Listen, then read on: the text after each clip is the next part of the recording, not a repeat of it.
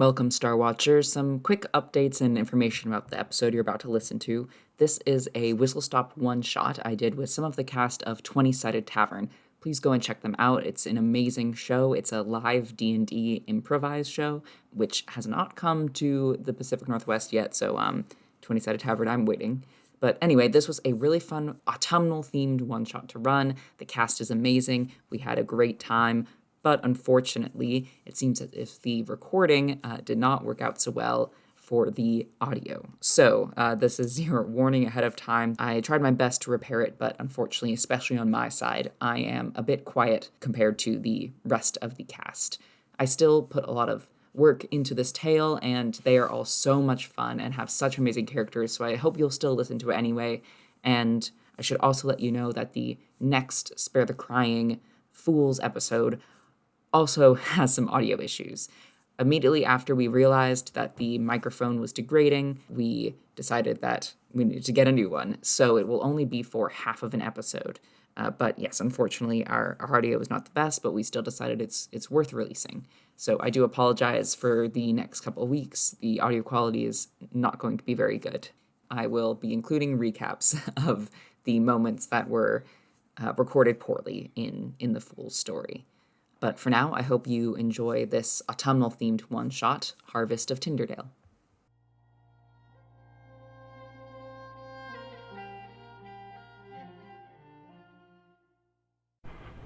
Okay. Hello, everyone. Welcome. I want to start our session today, of course, quickly with some introductions from you guys, and then I can get into introducing myself and the game. So welcome to my stream. You four are my first ever guests, so I'm excited to have you. I know, it's really exciting. I'm really happy to have you all here. So I'd love to just start at the top and go around and have you guys introduce your names, your pronouns, and also your I guess experience with D&D, because 20-Sided Tavern is really cool. So basically, you know, what you do. So I'm gonna have you start from the top left and then go around clockwise. I'm Diego F. Salinas. I'm an actor and professional dungeon master. I'm also a cast member at the 20-Sided Tavern. And I'm very, very excited to be at the table here today to play some good old classic D&D. Popcorn to center right. Ooh, popcorning. Oh, it's gotta be me. Hi, I'm Cassidy Sledge. I am an actor at the 20-Sided Tavern as well. I played D&D for a couple years before joining the tavern, primarily as a player, but I've run a couple campaigns as well, and I am so freaking stoked for this one-shot. Popcorn to who's in between me and Diego? Sounds like me! Hi everybody, I'm Connor. I'm also an actor at the 20-Sided Tavern. I usually DM when I am at the tavern, so I'm thrilled to be in the seat of a player today and find that sweet balance between poking and prodding Moon with just enough chaotic energy to keep it spicy while not being a total jerk. Popcorning it at last to the inimitable Maddie Murphy. Hello! Hi, I'm Maddie Murphy, she, her pronouns. I'm a cast member of the 20-Sided Tavern. I found Dungeons & Dragons only a few years ago, for doing the purposes of the show, but I've always been madly in love with long-form storytelling, and I'm the co-founder of the long-form narrative improv company back in Chicago, my hometown. Sweet. Thank you all for being here. Again, really excited. 20-Sided Tavern, please come to my city and I can come see you guys. It's about time you come to the West Coast. About time, especially, man. Yeah. Let's do it. I'll be there waiting. So let me know. I'll introduce myself as well. My name is Moon. I am the DM for Spare the Crying, which is a D&D actual play podcast. And I also, of course, do things like run this channel, run the Spare the Crying social media pages, and I have been playing for years, something like that now. You know, it was been an on and off experience. I think I learned about D&D in high school and like didn't really get it or was too embarrassed or something. So I'm glad to finally be doing it properly now. And this tale that we're telling today is going to take place in the Spare the Crying podcast world. But don't worry, you do not need to know any of the like deep lore or anything like that. This is a spin-off. It is your story. So don't worry, I'm not going to drop 70 episodes of lore on you guys to keep you in. And we promise not to irrevocably change the world by making something canon that shouldn't be. Yeah. I wouldn't mind. That's what D&D is all about. Sometimes we practically change the world. I think it'd be pretty cool if you did that, actually, so don't hold yourself back. And if you guys are ready, I can just dive right into our tale. We can get going. Let's go. Let's do it. Let's do it. All right. So, as I said, this tale takes place in the world of Spare the Crying podcast, a place where long ago humanity's forces destroyed the very earth. But this story begins about 7 centuries after that downfall. Nowadays, Fey-kind, Archfey, Celestials, Elementals protect small pockets of land, referred to as islands, from the cursed lands that surround them, the oceans of aberration and danger. But nothing is free, is it? The guardians of these islands of safety always demand payment in some form or another. These islands were isolated from each other, and it's only recently that train lines have begun to connect one community to another. But tickets aren't cheap. For most, travel is a dream. But not for our adventurers here. So, let's begin. In this world, and how I hate to say it, money speaks. They say it can't buy happiness, but when we've built our world around it, it might as well, right? Might as well, they say. So I'm curious. Tell me. And don't worry, it's just between you and me. What happiness is this money gonna buy you? What did you see? What did you hope for when that representative over at the wealthy portside island of Freya offered you a large sum of gold in exchange for this dangerous adventure? What calls to you?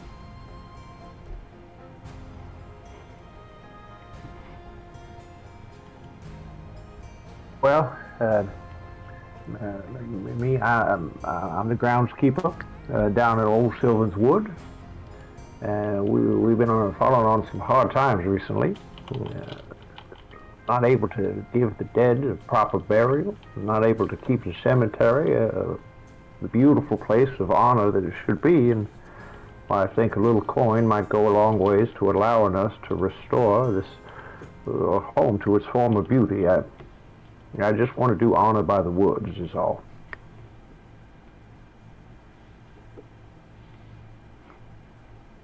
"5 years ago, I left my farm after finding a strange fossil under the earth.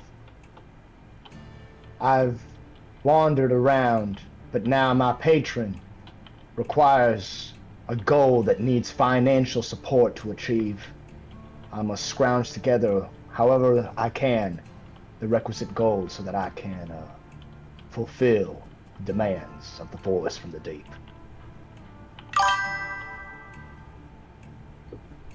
Well, now, you live as long as I do, you know that money only gets you so far. I've had fortunes. I've had them come and go. What really pulls me is what's new. Sure, being given some gold in these lean times is useful, especially if I want to give it back to the commons folk, but what I want to know is how else to get a ticket so pricey to get out to that island. I hear tell there may be something I've been looking for, and I'm willing to bet my last life on it. I love mushrooms. I think they're delicious. But I've grown tired of the mushrooms in this island. and I want to taste the mushrooms the world has to offer. The gold is nice as a bonus, but I want the shrooms. Don't we all?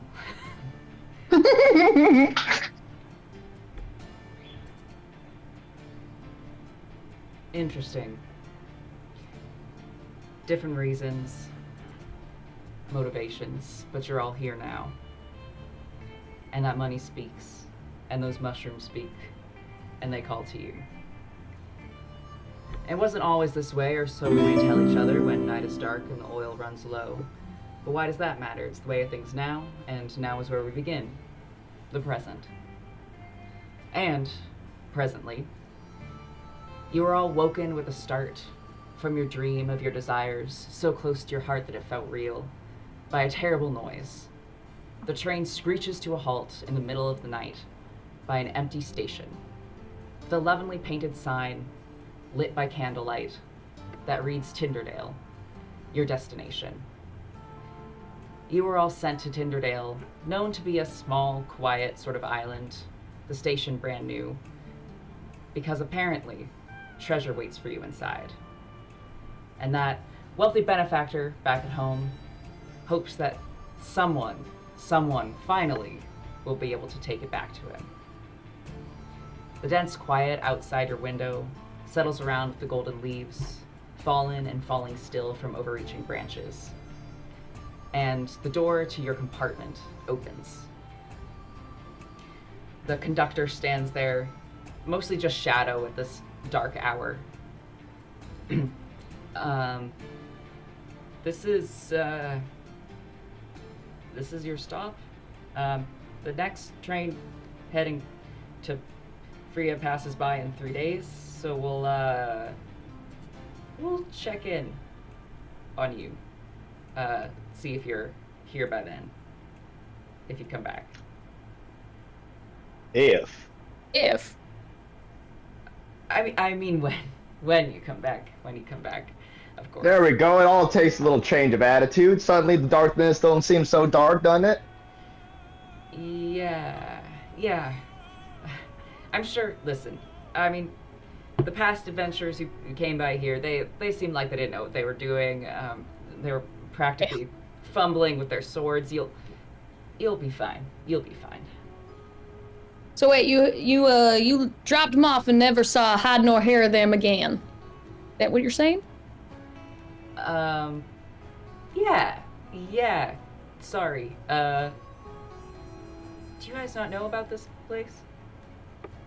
You ain't got nothing to apologize for, but you sure have piqued my curiosity.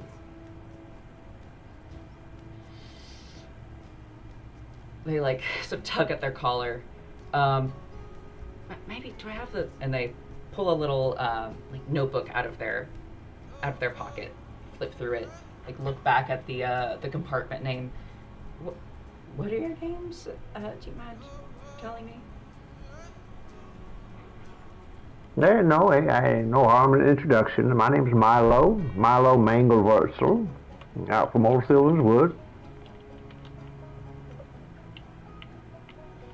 Well, as you said, that is Milo. I am Zoomy Nine Lives. Some call me Zozo, Zoom, Zamboomafu, whatever you might call. Other islands have heard of me. But it's the first time here at Tinderdale, so I don't blame you none for not knowing that. Hello, I'm Tom. Hey, Tom. Hi, Milo. Hey, Tom. Hello, Nice to see Zoe. you again, Tom. Hello. My name's Elvia de Zampango. And you can see that she is wearing these like light blue, like a light blue robe that has a short little hood on it, and she's carrying a necklace that has what appears to be like fish bones, like made around it. Not like a grotesque way, but like in a, polished, reverential sort. I say it's been quite some time since the four of us were in the same room. It's been years. Been lives, really. Speak up, Milo. Couldn't hear you just You then. you can just say I missed you. I missed y'all too. I missed y'all too. I gotta say, didn't think I'd be coming back a couple of times there, and makes you appreciate all the more when you get to see your old pals, Milo, Tom, Elvia. And at this point, you see that Zumi gets kind of a look in his eyes, like there's something a little bit dreadful in the back, but he shakes it off real quick and goes, "Good to be back with buddies." Excuse us for being so rude. What's your name, Mr. Conductor, sir? And they're still like kind of looking at their notes, like they're half listening to you, half trying to read something. My name's Ren. You are the ones sent, right? By Oberon up in Freya to investigate Tinderdale, right? That is correct. But you Indeed. You haven't heard about what happens to people who come here? In our line of work, we often find out it's best not to know the tragedies of those who came before us, lest it makes us unsure of our situation. Oh, sorry. Yeah, I'm probably not helping that so much. But I mean, if you've got info. Basically, there's like the outer, there's the town of Tinderdale, and then there's the church. Oh, we lost someone. I suspect if Maddie's experience is anything like our own, the hotel Wi-Fi occasionally will just be like, bye. Zumi Nine is like, Zumi Nine is like, Zumi took a nap. I don't have time for this. I'm leaving. One of their 9 I'm outta lives here. gone. No, yeah, Zumi just kind of had a brief flashback in his back. So sorry, technical difficulties. Sorry. It happens to us all. You were saying, Conductor Rin? I was saying, there's the town on the outside. You should be fine. Most people, if they want to visit, they just go in and out. They say hi to the locals, things like that. Get a few souvenirs. But it's the church in the inner circle of the town where they say the treasure's being kept, and no one knows what it is. And I'm starting to get your accent, and no one knows what it is. and It's contagious. anyone who goes in there ends up not being able to make their way out. If you don't mind, Reddit, I noticed you used the word kept. Who's doing the keeping? The keeping of the treasure? Well, the worshippers at the church, they say. They're a very kind of enclosed little group. Most of them, they go into that inner circle. They say even they don't come out, but they must maintain the grounds, so I guess, I don't know, maybe some people say that the adventurers end up joining them, like maybe the treasure's something so nice that they just end up staying, or maybe they get hypnotized and they don't want to leave anymore, or maybe they all get like possessed by ghosts and all their desires leave them. But you said you don't want to hear too much, right? Because you don't want to be scared. So I should probably stop saying stuff. I think there's a bit of a difference in holding your tongue so as to not make us scared, and holding your tongue in such a way that deprives us of the information we might need to keep ourselves safe and sane. Okay, then yeah, that's what I heard. Glad I could be of service, Right. I guess. It's mostly rumors, but. Well, rumors, they got a seed somewhere. Yeah, you'll be fine. Do you mind if I ask you one more question, Rennet? No, go ahead. Well, forgive me, I was under the impression that this treasure that we were being asked to procure, it wasn't under any particular ownership. You make it sound like we might be in the position of inadvertent marauders going and stealing it from a church. Ren gives this half-hearted shrug. I think it depends who you ask. I mean, I just work here on the train, so you know, I don't know all that much about ownership. I think that really that's a lot of people are upset that whatever it is, they're not sharing the wealth, I guess. I mean, I think it's... Seems to me... Oh, go ahead. Sorry. Oh no, Conductor Ren, I want to hear your thoughts. Conductor Ren kind of blushes a little bit. Well, I mean, I think it would be nice if there's some kind of special treasure or blessed item or something like that. I think it'd be nice if they shared it instead of keeping it locked up behind a wall. Times are hard. But yeah, I guess, I mean, going into a town and taking treasure is going to be stealing no matter what.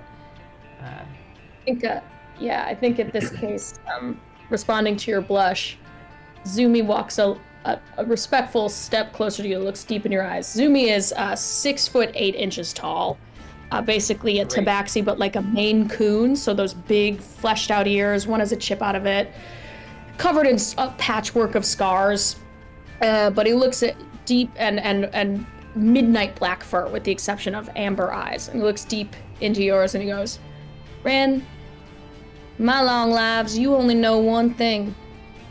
Will to be curious after so much pain, after so much loss. Keeping to want the community alive, asking questions that you might not get the answer to. I'd say you're doing a fine job there. And he steps back, and as he does, there's 8 bells around his neck, and they tinkle lightly. Thank you. Ren is not 6'8". Ren is like a young human of maybe 5'5" or so, and just practically like stumbles out of the doorway when you step close. Thank you. That's good. That's good to hear. We and from their other pocket they pull out this stopwatch. Look at it for a second. We don't usually really stop here. So I hate to just sort of throw you off the train like this, but we do kind of need to get going to stay on schedule. Not at all, Ren. Thank you for your time. Thank you, Ren. We'll see you in 3 days. 3 days. Yeah. Well, that kid thinks we're gonna die. Yeah. I was getting that feeling too. There was a hopelessness of the way he was looking at us. No. Remember, when we're adventuring, please stop trying to infect other people with your accents. Keep them to yourselves. The disease has progressed too far. I'm sorry. I'm glad to know that you're immune. You are, and these past few days on the train, Milo, Elvia, and I have really blended together, but you've held your own, Tom. Thank you, it's just the will of a white English man. Yeah. Tom, I'm going to ask you to stop proclaiming that quite so loudly and proudly. There's a real history that I feel like is being neglected there. Right, yeah, yes, I don't want anyone. Platform who heard this? Are we like getting looks? So, you all step out onto this train platform, and this is, I mean, the station that you all arrived to like board the train was this vast building. It was like a cathedral itself. There were people coming and going. There was this just sort of natural tide that had formed with the crowds. It was a port city. It's a trade city. There were multiple platforms, different trains coming from basically every line that crosses this land. Here, you step out. You hear the wind blow through the trees. You hear the sound of your footsteps as the train engine noise fades into the night, and that's about it. It almost looks abandoned, but for the cleanliness of the sign, the Tinderdale sign, hand painted above you. I think this is a great opportunity, though, for you all to say, though there is no crowd here at the station watching you, for us, for me, for those who listen, for those who you would imagine being here, what do you all look like? We got a description of of our Maine Coon. Was it a Maine Coon? Tabaxi? Maine Coon. Yeah, Zumi. But what about Milo, Elvia, and Tom? What do you all look like? Elvia's got very calloused hands. She wears very simple, like light blue robes and that fishbone necklace. She's a tiefling that has like red skin and the very curly, almost ram-like horns that she's braided her hair around the curvature of her horns. She started out as a farmer about 5-6 years ago. One day she was digging a well in her property and she found an ancient and impossible fossil that she kept on her nightstand that a voice emanated from. And she's bound to it, and that's how she's moving through the world now in service of this voice and the powers that it grants her. She still carries implement of her former life as a farmer and has a sickle strapped to her side.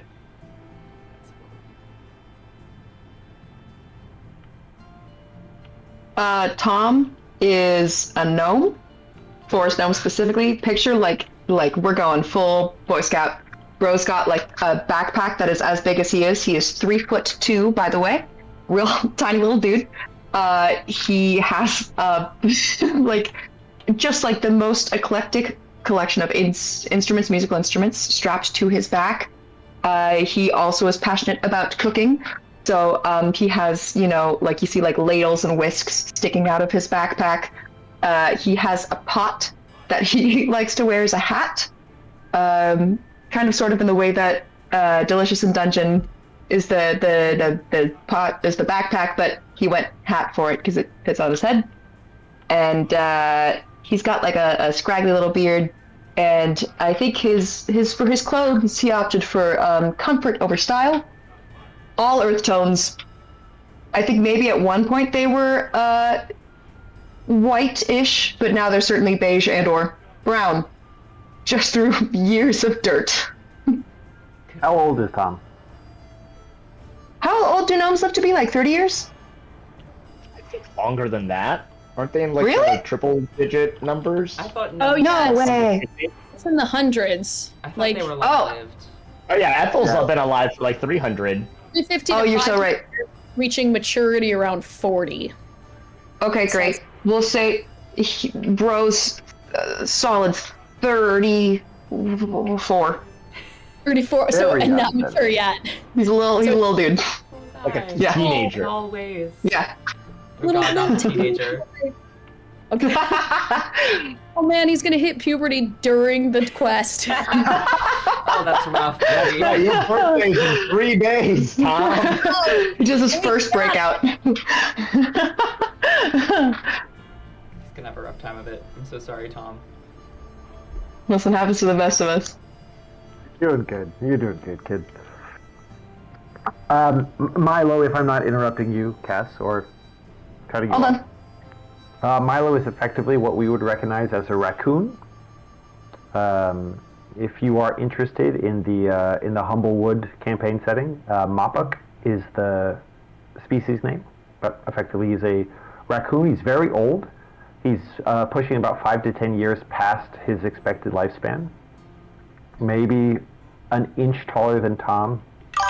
Maybe in his prime would have been 5 or 6 inches taller than Tom, but age and regret has weathered him a bit, and I think he's stooped now, walks with a gnarled wooden staff, tiny spectacles that rest at the very end of his whiskered nose.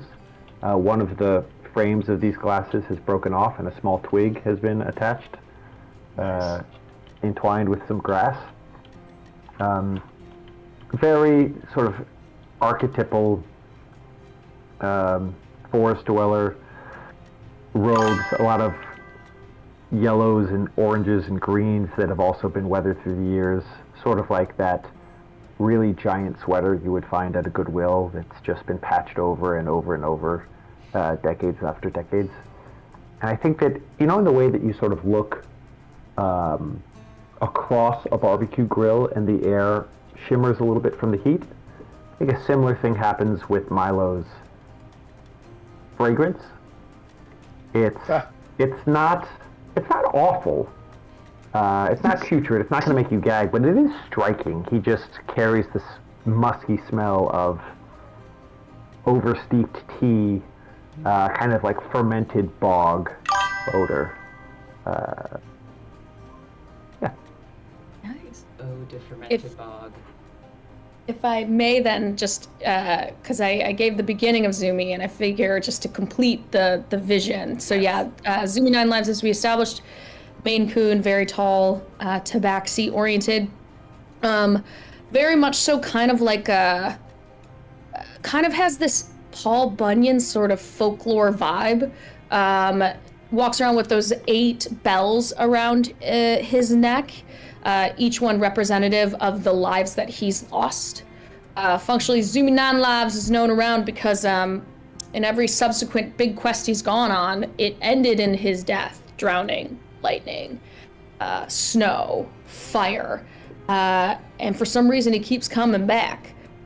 So he wears bells to represent each one. You'll also know among his sort of folksy demeanor, he's big and strong, so just basic leathers, ripped, from just wilderness living, and he wears a shirt that has tiny squares cut from each separate little quilt that the local folk have made him when he's helped him along his way.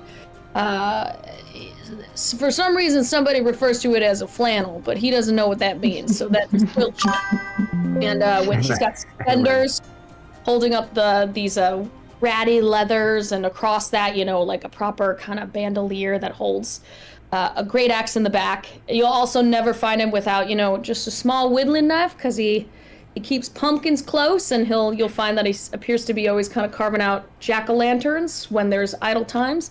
And he doesn't go far without his flask of maple milk, because maple is restorative, and he needs calcium. Maple milk? Maple milk. So he's just a big... Yeah, maple milk! He's a big figure, swaggering, kind of has a little bit of a paunch. He's lived a long time, and he's lived roughly, so there's wear and tear. For all, he moves as he moves in the way of somebody who doesn't think they're gonna get another shot. Can I confirm that Elvia is rocking she/her, and everybody else is rocking a he/him? Is that correct? Yes, Elvia's a she/her tiefling. Great. Oh yeah. And how tall would you say Elvia is, including the horns? Including the horns and everything, respectable 5'8", 5'9". Okay. She's But a pretty respectable 5'8". Yeah. Well, this I is didn't just say that also because that's my height, and I wanted to make sure, that is the size chart. Yes, I think that is accurate. The size chart. We got Tom right here, and just above we got Milo, Elvia, and then we got Zumi. Just wanted to clarify. Is that ruler increments running along the top of your thingy? No, for some reason it's weird dates. I bought this bougie fun. notebook from an art store, so it has a lot of cool, but ultimately meaningless details in it. Can I ask a clarifying question about Milo? You said you were 5 to 10 years older. Your lifespan. What is your expected lifespan? About 60 years. Okay, great, cool. Okay. So, not to get trapped in like a temporal paradox, but somehow I feel like I am twice the age of Milo, but maybe to each species the maturity level advances proportional to our lifespan. Yeah, I feel like that. So you're like, you're like 120 years old in Connor years. I don't know. Yeah, like I don't want to speak for Tom's wisdom. I don't want to make declarative statements about your character, but he seems very young. And, you baby. Hi. He baby, yeah. Hi. You baby. Okay. He knows two things. He knows mushroom, he knows song. That's what he's about. God, I wish that was me. What could you need? I think we did a really good job of making 4 little beautiful nerds who have nothing in common, and I love it so much. That's how you make a complete party. You're quite a maybe not literally colorful group, but eclectic. You're an eclectic group. Yeah. And I mean that makes sense. Again, from the place that you're from, the island of Freya, this huge, land. It is not a town. It is many towns. It is cities. Many different backgrounds can come together there. But I mean, you would know this about Tinderdale, though there is little known about Tinderdale. This little patch of safety, this little island, so to speak. And to be clear, when I say island, I don't mean literally surrounded by the sea. It's just the word for, little protected areas of land. I've confused people before with that, so I'm making it clear. This little safe havens haven is basically just a single town that you would know is down the way from this train station. So you all step off, you look around, the silence settles around you as the train vanishes, and all you have to look at is each other. And then if you just step a few feet down to the right where the steps lead you from this platform just right to the dirt road. This is only one platform here at Tinderdale. You can see just barely ahead another light. It looks like perhaps embedded in a tree or on a lamppost that's too small to make out from this distance. And the road stretches onward from here into a fairly heavy, dense wood. Behind you, there is no path at all. Do you think there's mushrooms in the woods? Yes, Tom, I do reckon there are mushrooms in the wood. But you remember what we talked about, you understand? All mushrooms ain't for eating. Right, yes, but all are to be collected and appreciated because they're each unique like the round little snowflakes. Sure, yeah, they're each unique. Yeah, of course they are, Tom. Wonderful. So should we get the mushrooms now and forget the adventure, or in addition to? Tom, what if along the way you pointed out your favorite mushrooms, and we made a special little bag for you to keep all of these prized souvenirs from our trip. Hey, in fact, Zumi turns over the latest pumpkin he'd carved and ties some twine around it and makes you essentially a little jack-o'-lantern purse. Be like, why don't you use this? This is for you. But it's a big pumpkin, so I think it takes up half of your body weight. My favorite, thank you. You can sing us the song about mushrooms you came up with on the way. Yeah, sing. Go ahead. Come on, Tom. Let's hear that mushroom song, that little ditty of yours. Yeah, I'll totally commit to this bit, but I just want to make sure that we're on the same page about where we're walking. So where exactly are we going? We're going to the wood, Tom. Let's hear the mushroom song. Elvia, you okay, great. I'm sorry? You okay with going to the woods straight off? I mean, seems like this path is singular. Best follow it, see where it takes us, It should be safe since we're so close to town, and a little music does make the traveling lighter. And it'll alert everyone that we're around. Exactly. The element of surprise is not necessary when you're amongst friends. I am so tall and old, and I wear bells. I would be ruining any element of surprise. No way, no how. I feel like age-wise, I'm really kind of isolated here. Because Elvia's like I don't know, it's just 35, 40 humanoid years old. Technically also 34, but in a different way. Very young. Yeah. You've been around the same amount of time, but have vastly different maturity levels. So much faster. That's funny. While we're going down this road here, can I just kind of get a feel for flora, the fauna, the vibe of the road? Yeah. So most of the trees still have their leaves, but you can tell from these like spaced out little patches of light that they're mostly turning like golden and orange and red. The sounds of your footsteps are quite loud, even without the bells. If you're not trying to stealth, there's a crunching sound with each step you take, and you do indeed see, like amongst these like, bright leaves scattered on this dark soil, mushrooms and these perfect acorns that do stand out to you, both because they're incredibly large. Like these acorns are, the size of like two of your fists held together. These mushrooms could be dinner plates. Whoa. So, Tom. May I harvest some? Pretty pleased with the cherry on top. I want them. Can I collect both the mushrooms and the acorn? Put them in my jack-o'-lantern? Yeah. Not many of them will fit. Because you are the littlest little guy. And these are huge. But you can definitely collect a couple of each. Tom, if I may. Oh, sorry. Go ahead. Oh, I was gonna just say, Zumi has an interest in acorns. I have not fun. said if you'd like, I could take acorns while you take mushrooms. Fabulous. Or I think wanted to do. Great. If it's possible, I would love to use Create Bindle to effectively turn the jack-o'-lantern into a handy haversack, which is like it's 8 cubic feet. And can hold up to 80 pounds, but the actual object itself will only weigh about 5 pounds. It's kind of sort of like a bag of holding almost. So theoretically, wouldn't weigh too much, and could hold lots of mushrooms. Do it. Maybe an acorn or two?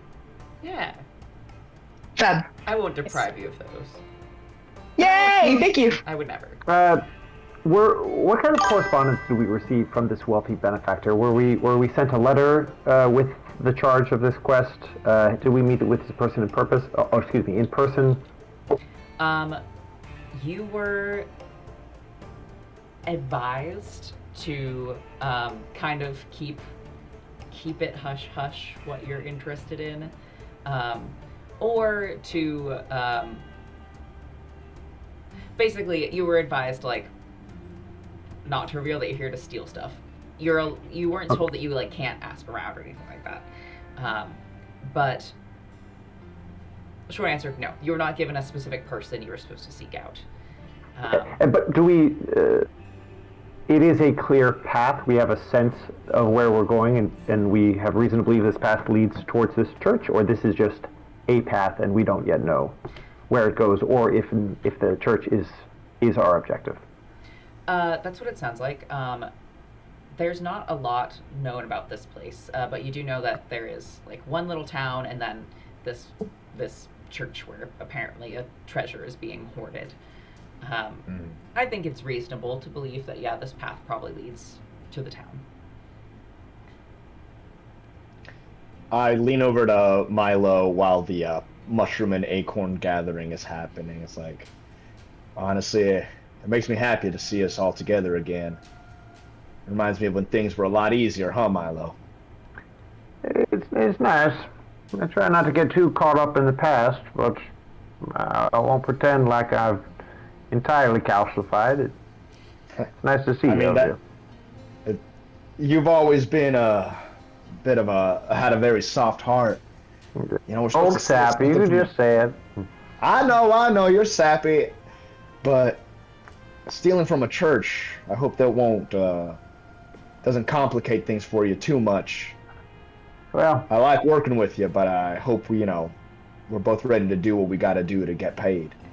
I'm ready to learn what it is that we're being asked to do, and my moral compass, it spins and it twirls. We'll see which way it heads and which way it faces when we get there.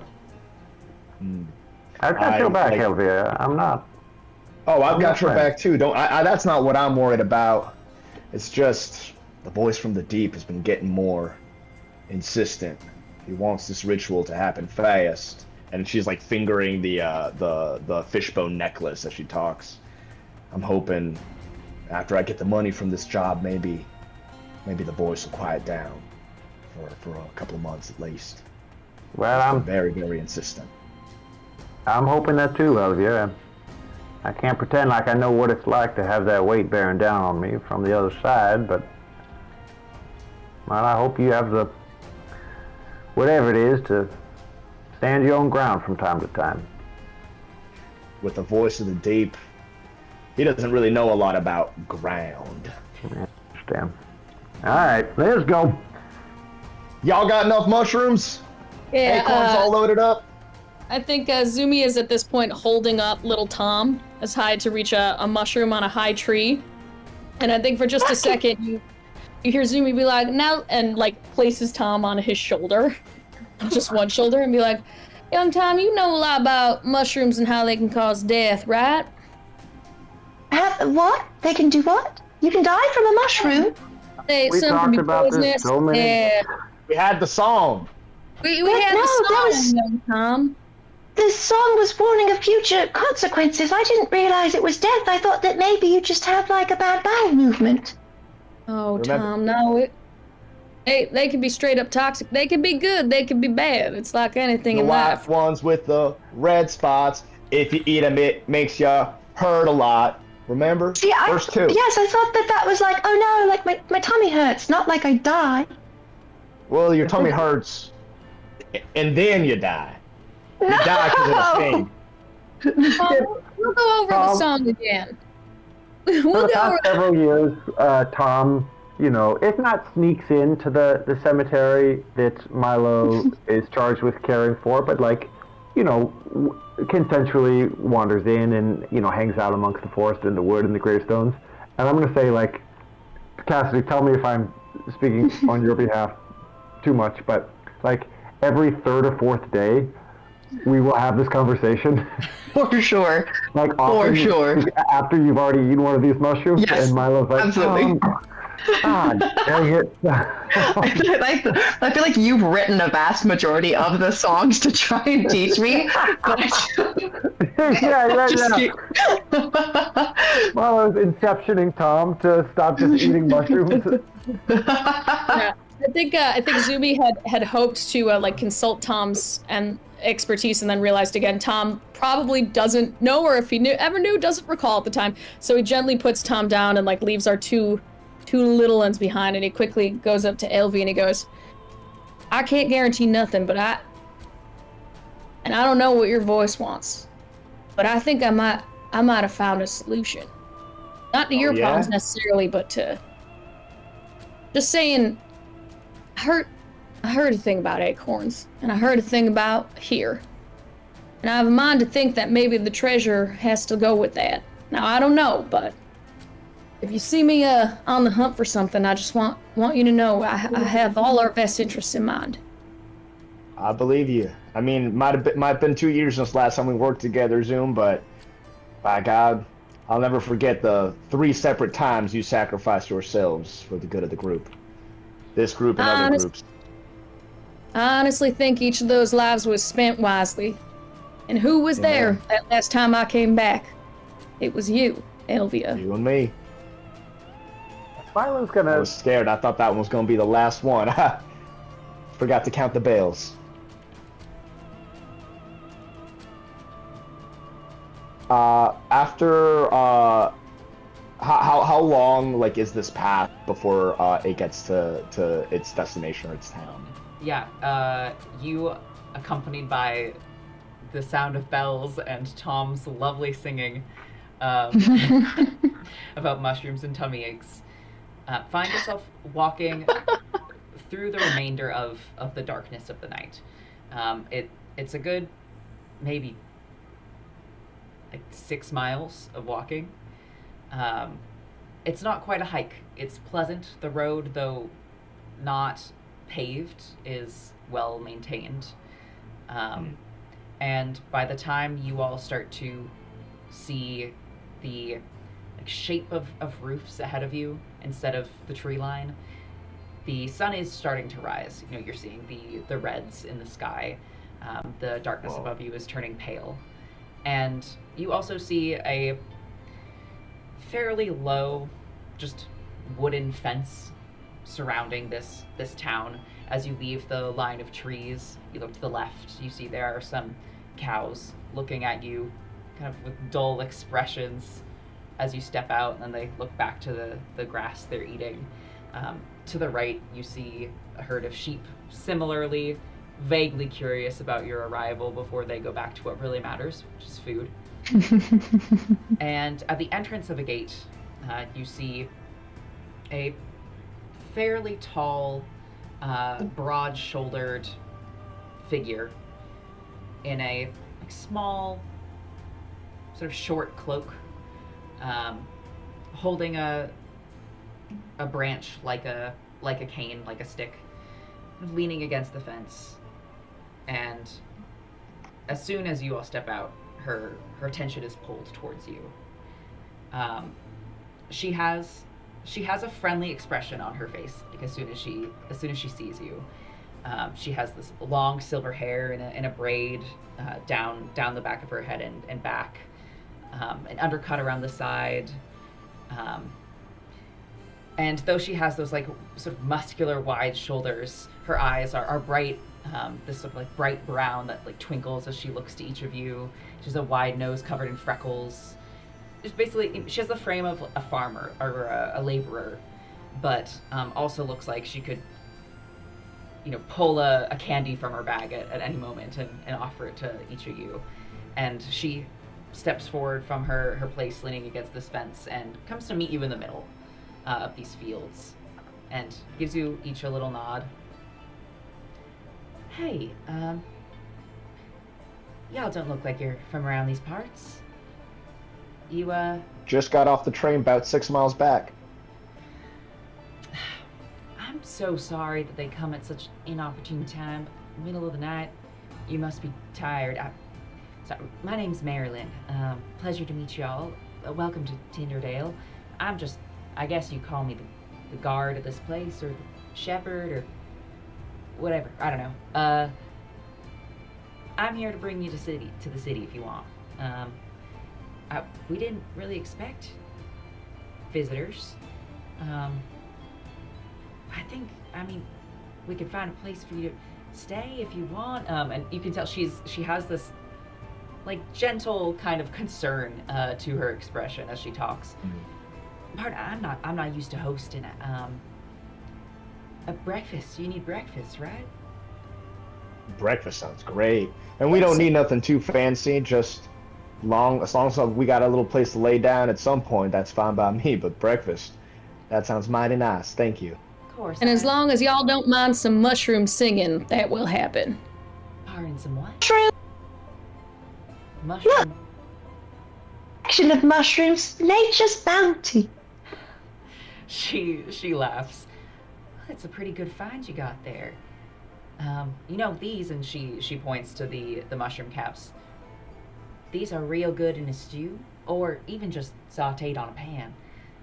You'll have a chance to try some at breakfast, but of course, feel free to take some for your own if you find them out there. Hey, why don't y'all come? Thank you. And Tom's freaking stoked.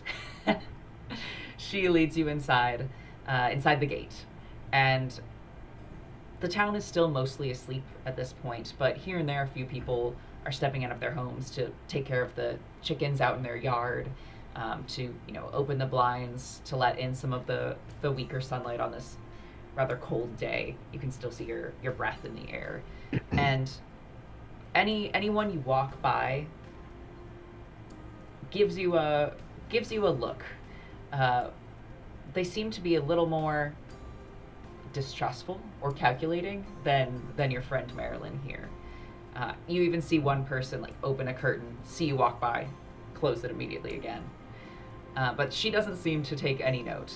She continues to walk you through this little town. She points out the library's right over there. Over there's the best tavern in town, and by best tavern in town I mean only tavern in town. So it's the best. Let's see. Over there, that's where the cafe is if you need some coffee or tea, libations for the morning. And she leads you to a small cottage. and stops in front of it. This here's my place. I'm afraid there's not a ton of space here, but if you need a place to rest your head a bit until breakfast comes around, it should be a couple hours from now. They're just getting started cooking. And I can take you to our dining hall. I'm excited to have some visitors. So please don't hold yourselves back if you're the shy type when it comes to being hosted. I'm happy to have you here. We appreciate your hospitality. Me and my friends, we're here on a bit of a pilgrimage, trying to see some of the local religious sites. Been making our way around to all these different islands as the rail network's been expanding. And just kind of wondering what is there to say around here in religious nature. You watch as this like friendly, smiley face that she has had kind of falls slightly, turns a little more serious, and she looks around. No one is really about, but she still opens her door and gestures for y'all to come inside. All right. I jump in. I go through the door. I jump in. I walk like a normal person through the door. You leap through the door. As you all enter, she closes it behind her and crosses her arms, like looks at all of you again. Y'all are here trying to figure out what's happening at the church, aren't you? It's all right. We're interested in the local tourist economy. Right, but you're here because you're trying to break into the church, right?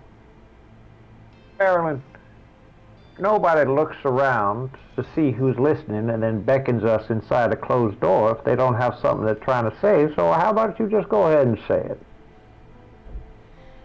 I'm not... She raises her hands in surrender. I'm not... There's not much I can provide, I'm afraid, but I'd be willing to help y'all if that's what you're trying to do. None of us are allowed to leave Tinderdale. We don't know exactly... On whose orders? The acolytes in the church. Interesting. How long have they been holding you here? I mean, my whole life. What would happen if you did try to leave?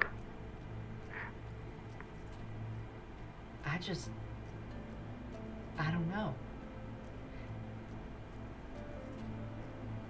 I feel like if I tried to leave, I wouldn't be able to come back. It's like there's a tether holding me here. You feel it right now? What was that? Do you feel it right now, this tether? No, it's only if I try stepping up to the train station.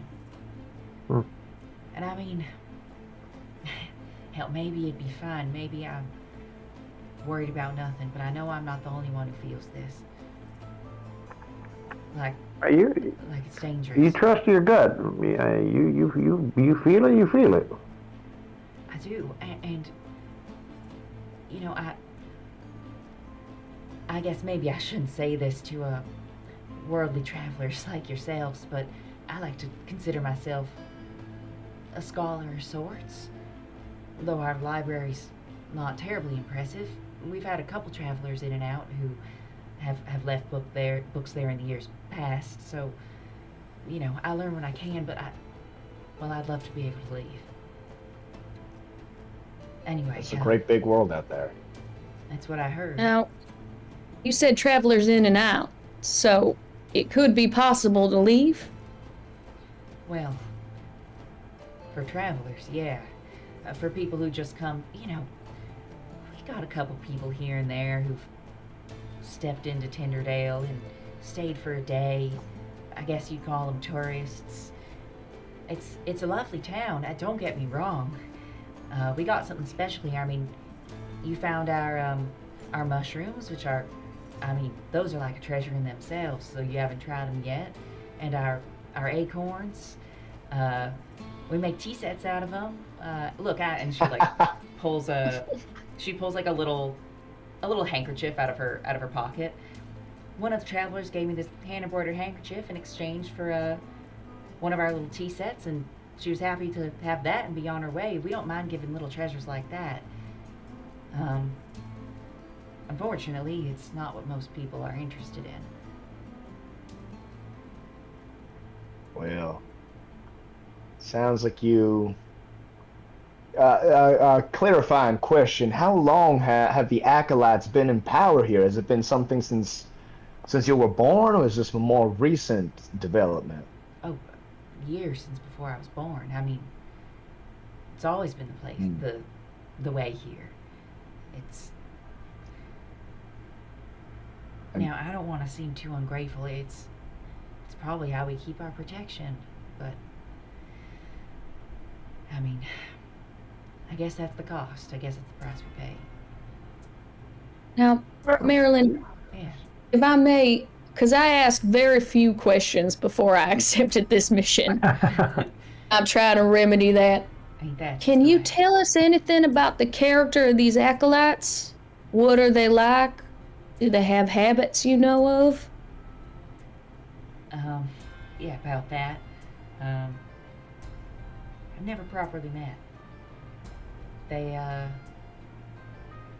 don't often leave their grounds, I guess you'd call them. We have a messenger we can send in and out, but that's all they are, just a messenger. They're a real tight-knit group. You Uh, answers. Oh, go ahead, Tom. Is the messenger one of the acolytes, or is the messenger a local? Well, I guess the acolytes are locals, but if you mean, what's a respectful way to say this? A normal local? A local, a common folk local? It's a local, yeah. Just tell them what we need, and they provide it. Do you know where we might be able to find them? Messenger? It'll be, Yes. of course, she'll be at the breakfast. I'm happy Wonderful. to introduce you. Thank you. You've been the welcoming party for some time now here in Tinderdale, is that correct? It's not exactly a desirable post, so I often take it, but it's not just me. There's a few Oh, of us shucks. that, watch over the animals, mostly on the lookout for beasts, but once in a while, I guess people come by. Well, you may not find it desirable, but I'll tell you, I'm awful grateful that you found us. You've been incredibly hospitable. Maybe you remember about 6 to 7 months back, a trio of other visitors that came through. Friends of ours.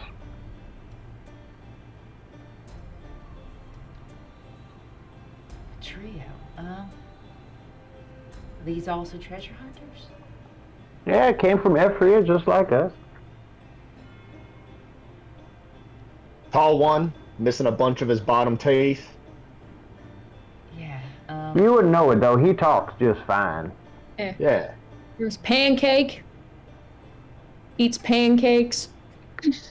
You can roll. Actually, I'm gonna have all of you first roll of the session. Have you all roll an insight check. It's going to need 11 for Milo. 11 for Tom. Wizzy! 20. 13 all for Elvia. 13 for Elvia. 19 for Zumi. Okay, so Elvia and Zumi. Wait, what did Milo get? Sorry. 11 as well. 11. So Elvia and Zumi. The more, I think you can tell, like, she was like, oh, a trio, can you say more or whatever. That was clearly stalling while she runs the right answer through her mind. she has this, sort of pursed lip kind of look to her. Suddenly, the like warm smile goes away. And you can tell from the way she now won't look at you that probably something bad has happened to your friends. And she gives this little shrug. I'm afraid I'm not sure what their whereabouts are. I apologize. I take my hood off in respectful mournfulness. I look at Alvia and I kind of give a little shake to my life bells. Mm-hmm. Also kind of look down. Well.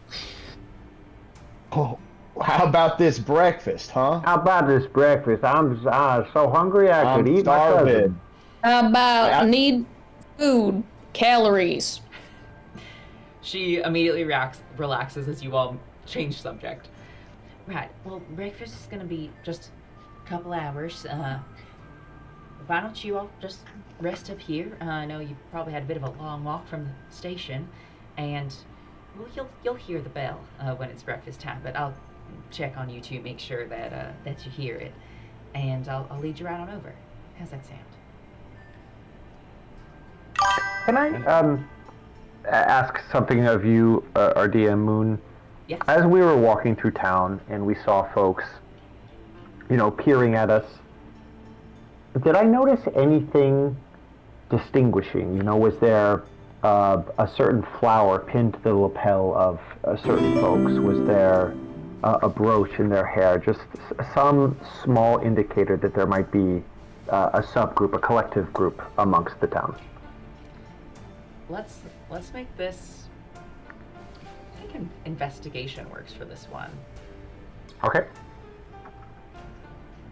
Can I sell you on perception, or you set on investigation? You can sell me. I was wibbly wobbling back and forth, so I'll take it.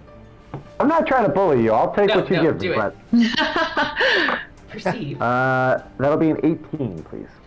18.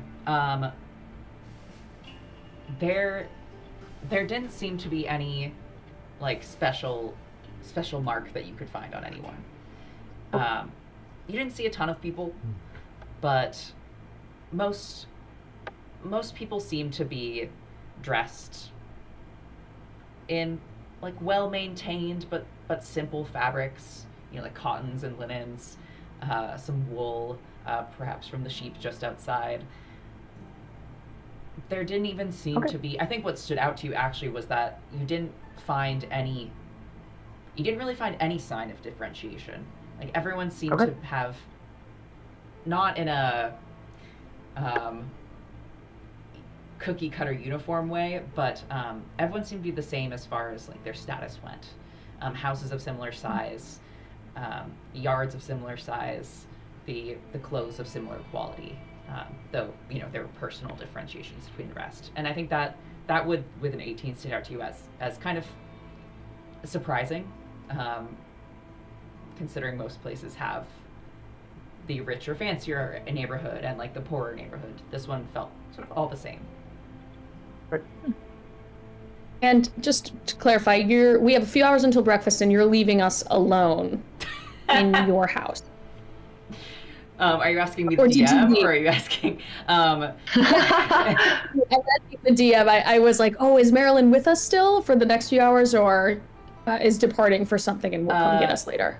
No, she, as soon as, she gets a few blankets from a little chest of drawers in the back, and she sort of lays them out in various places in this, simple little living room area that she has. She pushes a table aside so that she can set out essentially a makeshift bedroll for you, and gather some pillows. And she's like, make yourself comfortable. I should probably go finish watching over cows and sheep and stuff until the next person comes, and I'll see you in a couple hours. And she does just step out the door and close it behind her and walk away.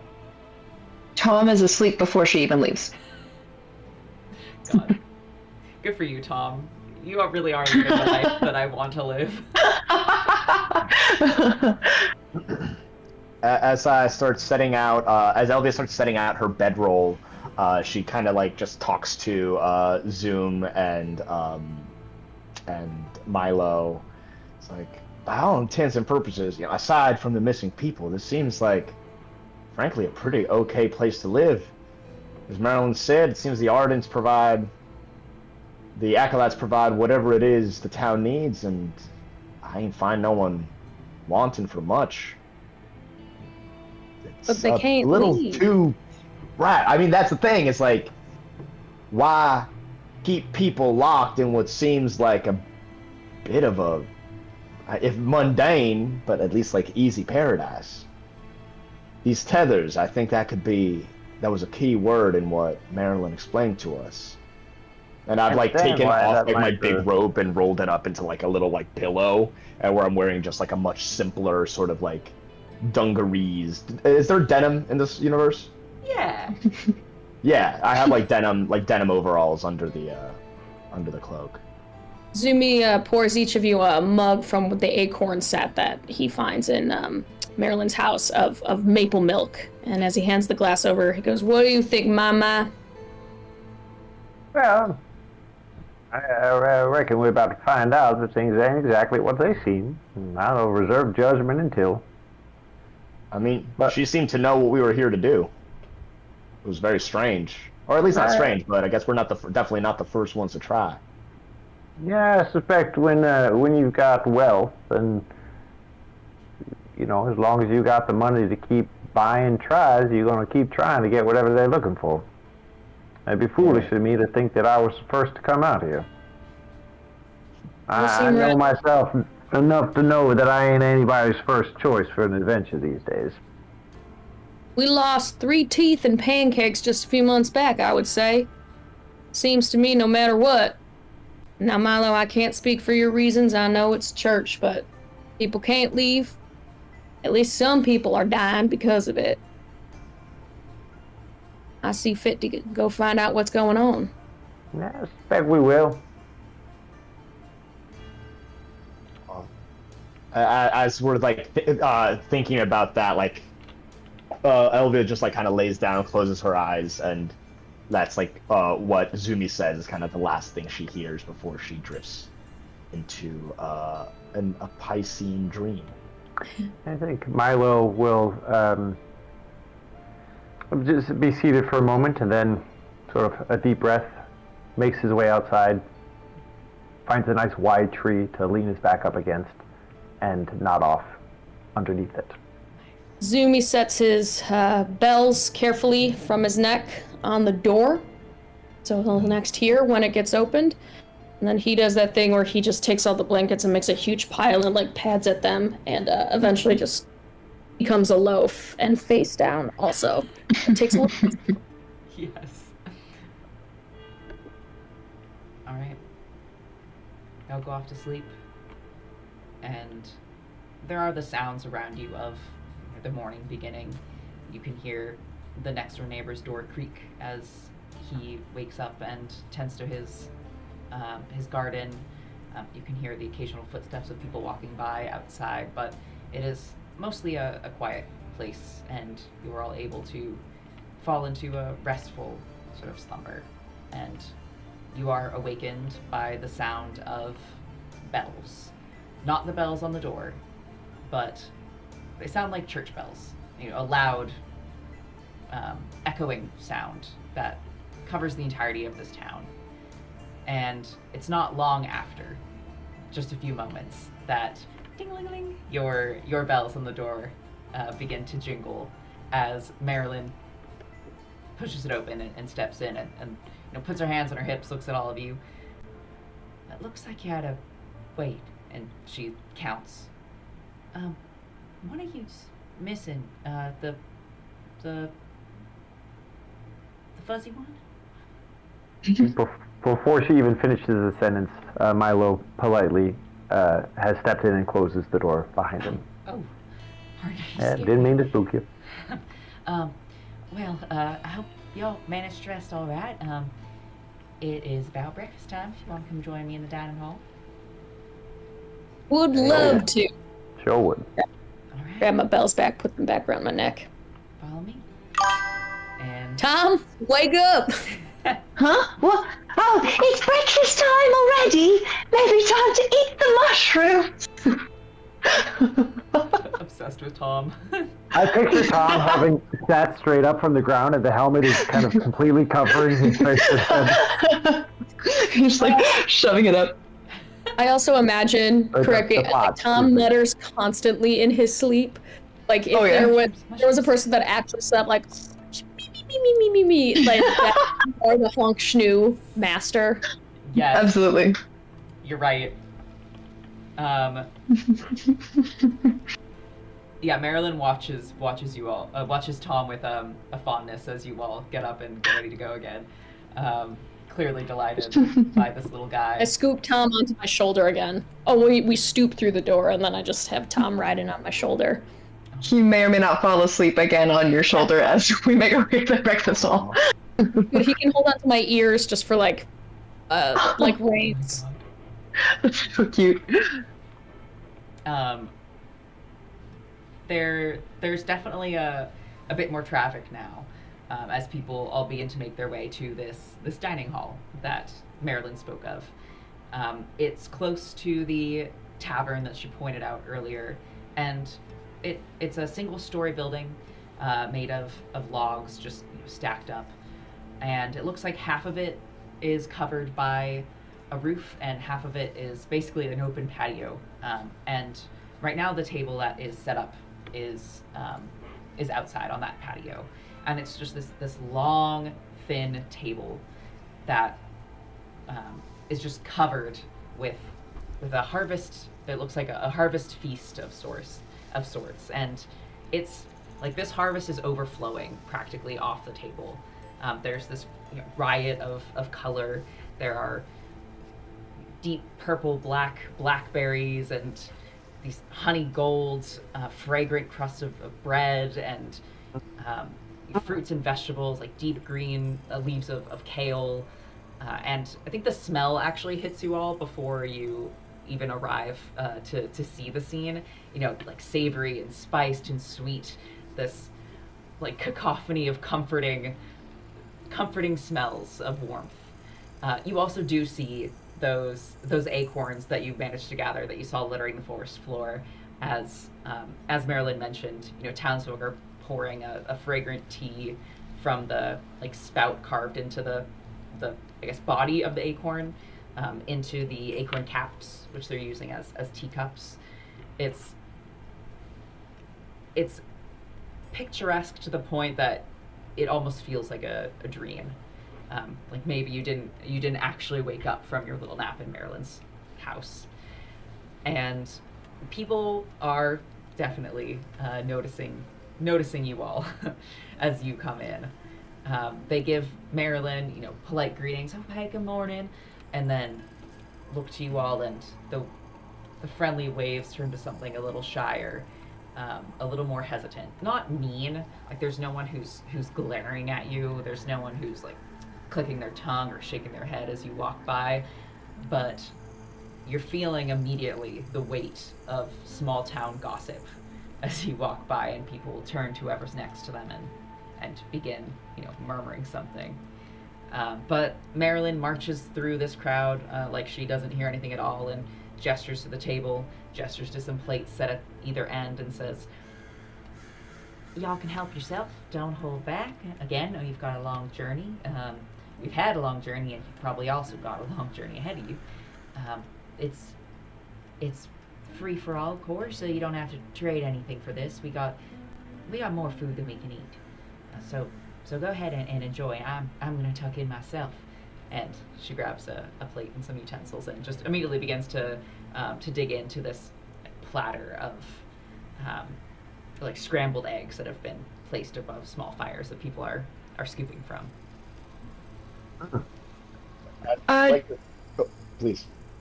Just out of curiosity, could we make some kind of like perception or investigation check to see, like, does it seem like we truly are the only visitors in town right now and everyone else here is a local? Yeah. I feel like that might be, I think that's an insight. I'm going to make that an insight check. Cool. Love that. It's going to be a 14? 14.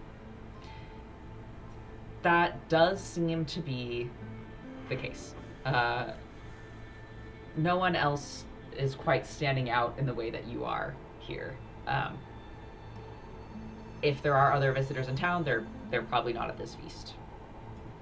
Cool. Similarly, is there anyone, as we get these sort of curt stares and side-mouthed gossip, is there anyone who seems optimistic, hopeful, or genuinely excited that we're here? Let's do another insight check. Oh, so many insight checks. 16. 16. That's pretty good. There is generally a nervousness or like caution about the people who are noticing you and talking about you, but it's not all necessarily feeling negative or aggressive. Again, people aren't glaring at you. Sure. There's interest. But no one stands out interest. as particularly. No one stands out like, against this individually. yeah, you don't see like a Aragorn type in the corner, glaring at you in the darkness. No one's going like this. Yeah, it looks like there's curiosity at most about your presence here. And is there any way for us to try to glean who this acolyte liaison could be, just as we approach this breakfast area? Oh, I mean, Marilyn will point them out to you if. Okay, cool. I think even you already expressed interest, so you don't have to ask again. Okay. She right before she digs into her eggs, she's like, "Oh, right. You wanted to speak to Day. She's right over there," and she just like blatantly points to this dragonborn, this sort of slim dragonborn figure, looking a little bit more lizard-like than dragon-like, with like broad copper scales and big green eyes, wearing this like button-up, sort of loose purplish linen shirt, digging into some of those blackberries mentioned earlier with one of those teacups in her hand, and she like looks up as Marilyn points her way, and her attention is immediately then brought to the lot of you, and you can see the shape of her shoulders even though she's across this space as she sighs and sets down the plate and begins to make her way over to you, picking her way through the crowd. I think in this case I'd be like, I kind of see that, I'd be like, oh, no harm, don't want to interrupt you and your delicious looking blackberries. In fact, may we join you? And I think Zumi in that case like tries to be polite because these plates are somewhat small in his paw. Yeah. So he doesn't do the thing where he doesn't want to be overserved or greedy, but he also needs a lot of food, so he like fills one of these plates as tall as it can, like a tiny plate but just stacked with food, and I'm gonna try to go sit over with Day to eat as opposed to make her come to us. She'll sit down as soon as you motion for her to stay. Okay. Do the rest of you follow suit? Yes. Yep. Okay. Then, yeah, she picks up her blackberries again, waits for you all to gather around. And before you have the chance to say anything, she says, I'm assuming you're all interested in the church, right?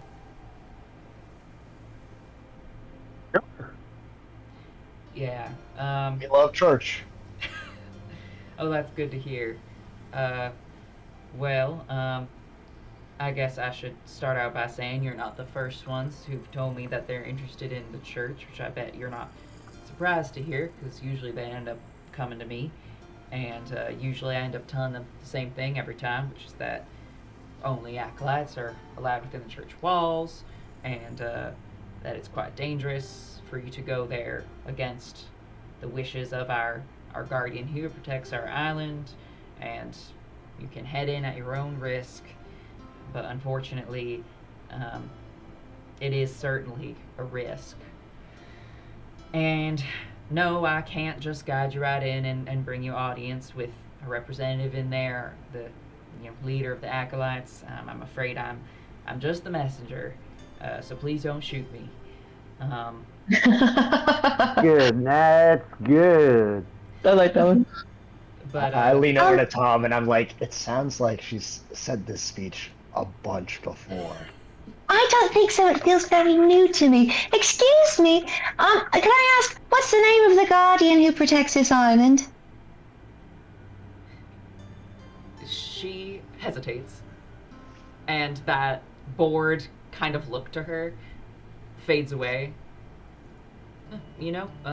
Actually, no one's ever asked for its name, but we don't know. We don't really know much about what you'll find in there. They keep it real hush-hush. We just know that, it's how we make our living, I guess. The water that we drink, the soil that we use to grow our crops. They say it all is blessed by whatever we got going on inside the church walls. But we just call it our guardian. Fascinating. I'm sorry if this sounds judgmental, but it truly is coming from a place of curiosity. Do you not feel any desire to express gratitude to the guardian who is protecting you and helping you with this bounty? Well, of course I'm grateful. Did I seem like I'm not? No, I was curious if you had ever made an attempt to, well, I suppose as the messenger you are able to go in and out of the church, but if the other people around you wanted to express similar gratitude, they themselves can't go in and say thank you, can they? Well, no, I guess we can't say it in words, and she looks around at all of the people happily chatting and feasting around you. You can only hear each other if you lean in close. There's a lot of chatter going on in this little open roof building here, and she gestures to this crowd. I think everyone's showing their gratitude now, aren't they? I mean, we all love this place, and hopefully that's good enough for the person who's, well, I guess not person, but, the being that's given it all to us. I've heard there are places far out there that are a little more transactional. They have to give their guardian some payment, then they get something nice in return. But that's not exactly the way we run things here. Ain't nothing transactional about saying, hey, this is a delicious breakfast. Thank you so much for it. Oh, I guess that's true. But I do think it's maybe a little more respectful to not try to break into the place I'm forbidden to go to, just to say, hey, thanks for the blackberries. So, sure. I usually hang back to where I've been delegated to go. But listen, I know fuck all about a sword, so I'm not gonna try to stop you if you go in. I'm just the messenger, just here to tell you what'll happen if you do. Well, yeah, I suspect if I said thank you for the blackberries holding a sword unsheathed in my hands, it might have a bit of a different meaning. But I respect your manners, and I appreciate you taking the time to talk to us. I don't mind it. A lot about this. Oh, sorry, please. Oh, no, go ahead. I was just wondering, where is it? Usually most churches are kind of the foundational epicenter of their town, and I kind of scan the skyline, so to speak, of this town. Where exactly is this the Guardian and the church? It's out a little ways. There's you see that rise over there? That one? Yeah, it's just, well, not behind it entirely, but if you walk around it, it's about halfway around amongst the trees. You can't see it well from here. But if you take that dip over there. Yeah, exactly. You might be able to see the top spire. I can lead you over if you like. I usually check in every day, see if there's anything I need to do. Sure. Yeah, I mean, yeah. once Well, yeah, whenever you're finished with your meal, I like have eaten some like cinnamon rolls and other like little breakfasty stuff. But that'd be perfect. Yeah, I think Tom filled up his plate way bigger than anything he could actually have eaten, and so he ate as much as he could and then just shoved it over to oh god, Maddie, what's your character's name? Zoom. Zoomy. Yeah. Yeah, so Zoomy has all of Tom's leftovers. I'm accustomed to this, so I just like wink at you and dig in too. All right. Does Milo have some breakfast as well? Absolutely. Excellent. Unsurprisingly, based on the smell, the meal is delicious. It all tastes like what each of these foods seem like they like. If you look at a cinnamon roll, if you look at a well-baked loaf of bread, it can never taste quite as good as like how you imagine it looking just when it's beautiful. But these do. Like these taste like they're supposed to taste. And I'm sorry. Cassidy is so suspicious of this, but like Tom is not. Yeah. Is there like a way to check if this is like magically infused food? Do you have like detect magic or anything like that? I don't. But what if I just roll Arcana? You could always just roll Arcana. Really? Yeah. Okay, cool.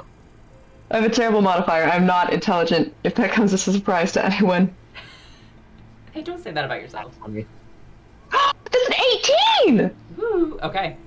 18's pretty good. So you take a couple bites. You're like, Tom, you realize this is... It tastes wholesome. You don't get a feeling of dread in the pit of your stomach like when you eat one of those mushrooms that Milo told you not to eat. It makes you feel a little bit stronger, a little bit more awake, better than any cup of coffee would.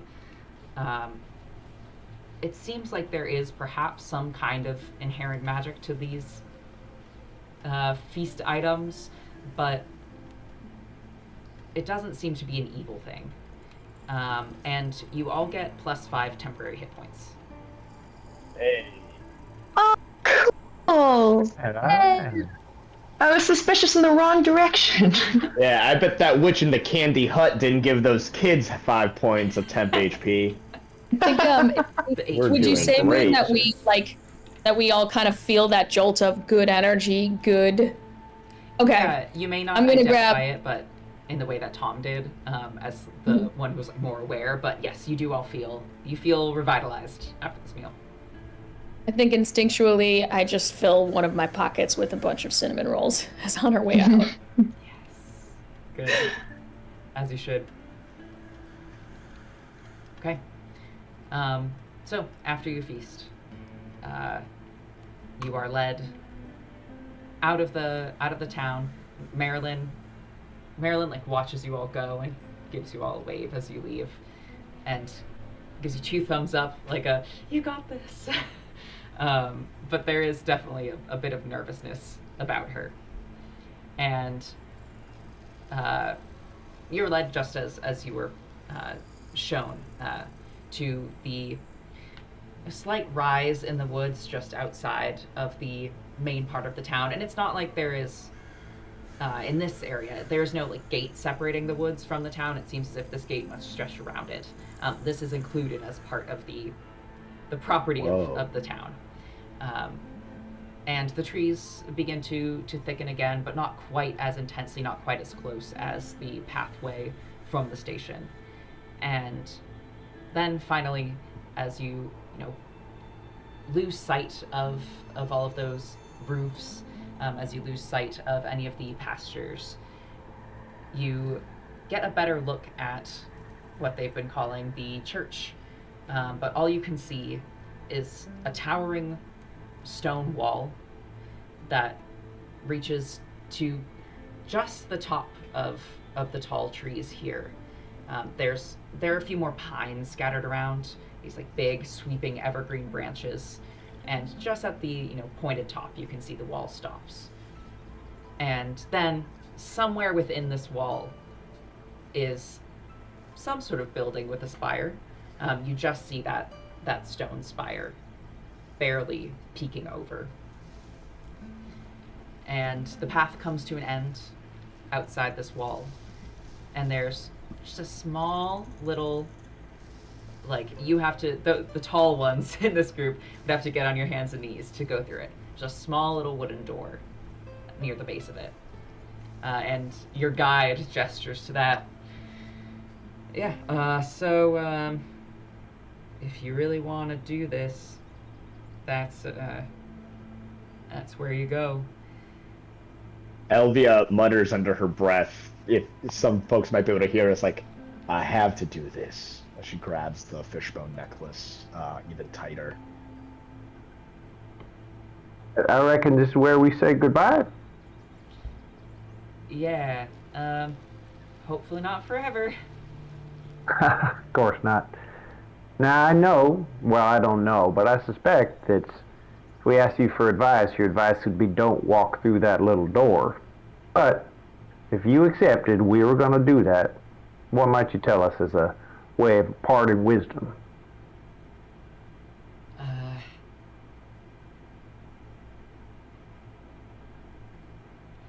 I'd say, based on how this seems to go for most, at the first sign of danger, then you should go ahead and skedaddle.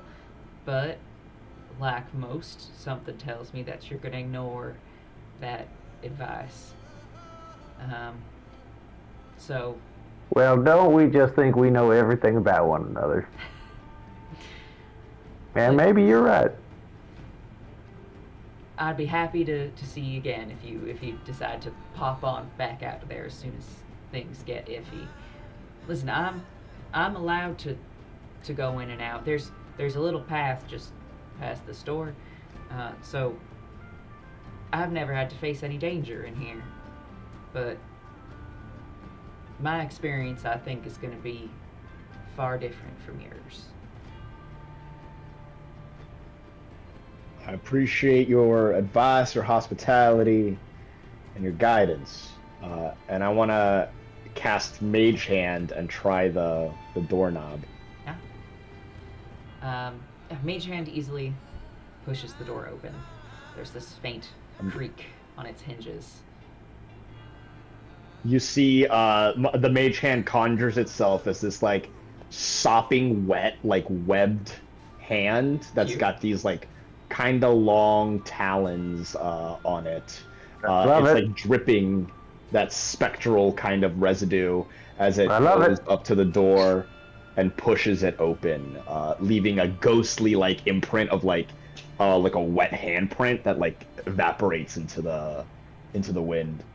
I have dark vision, or I guess I should ask, what can I see from the? I have dark vision. What can I see from the? I don't want everyone to know.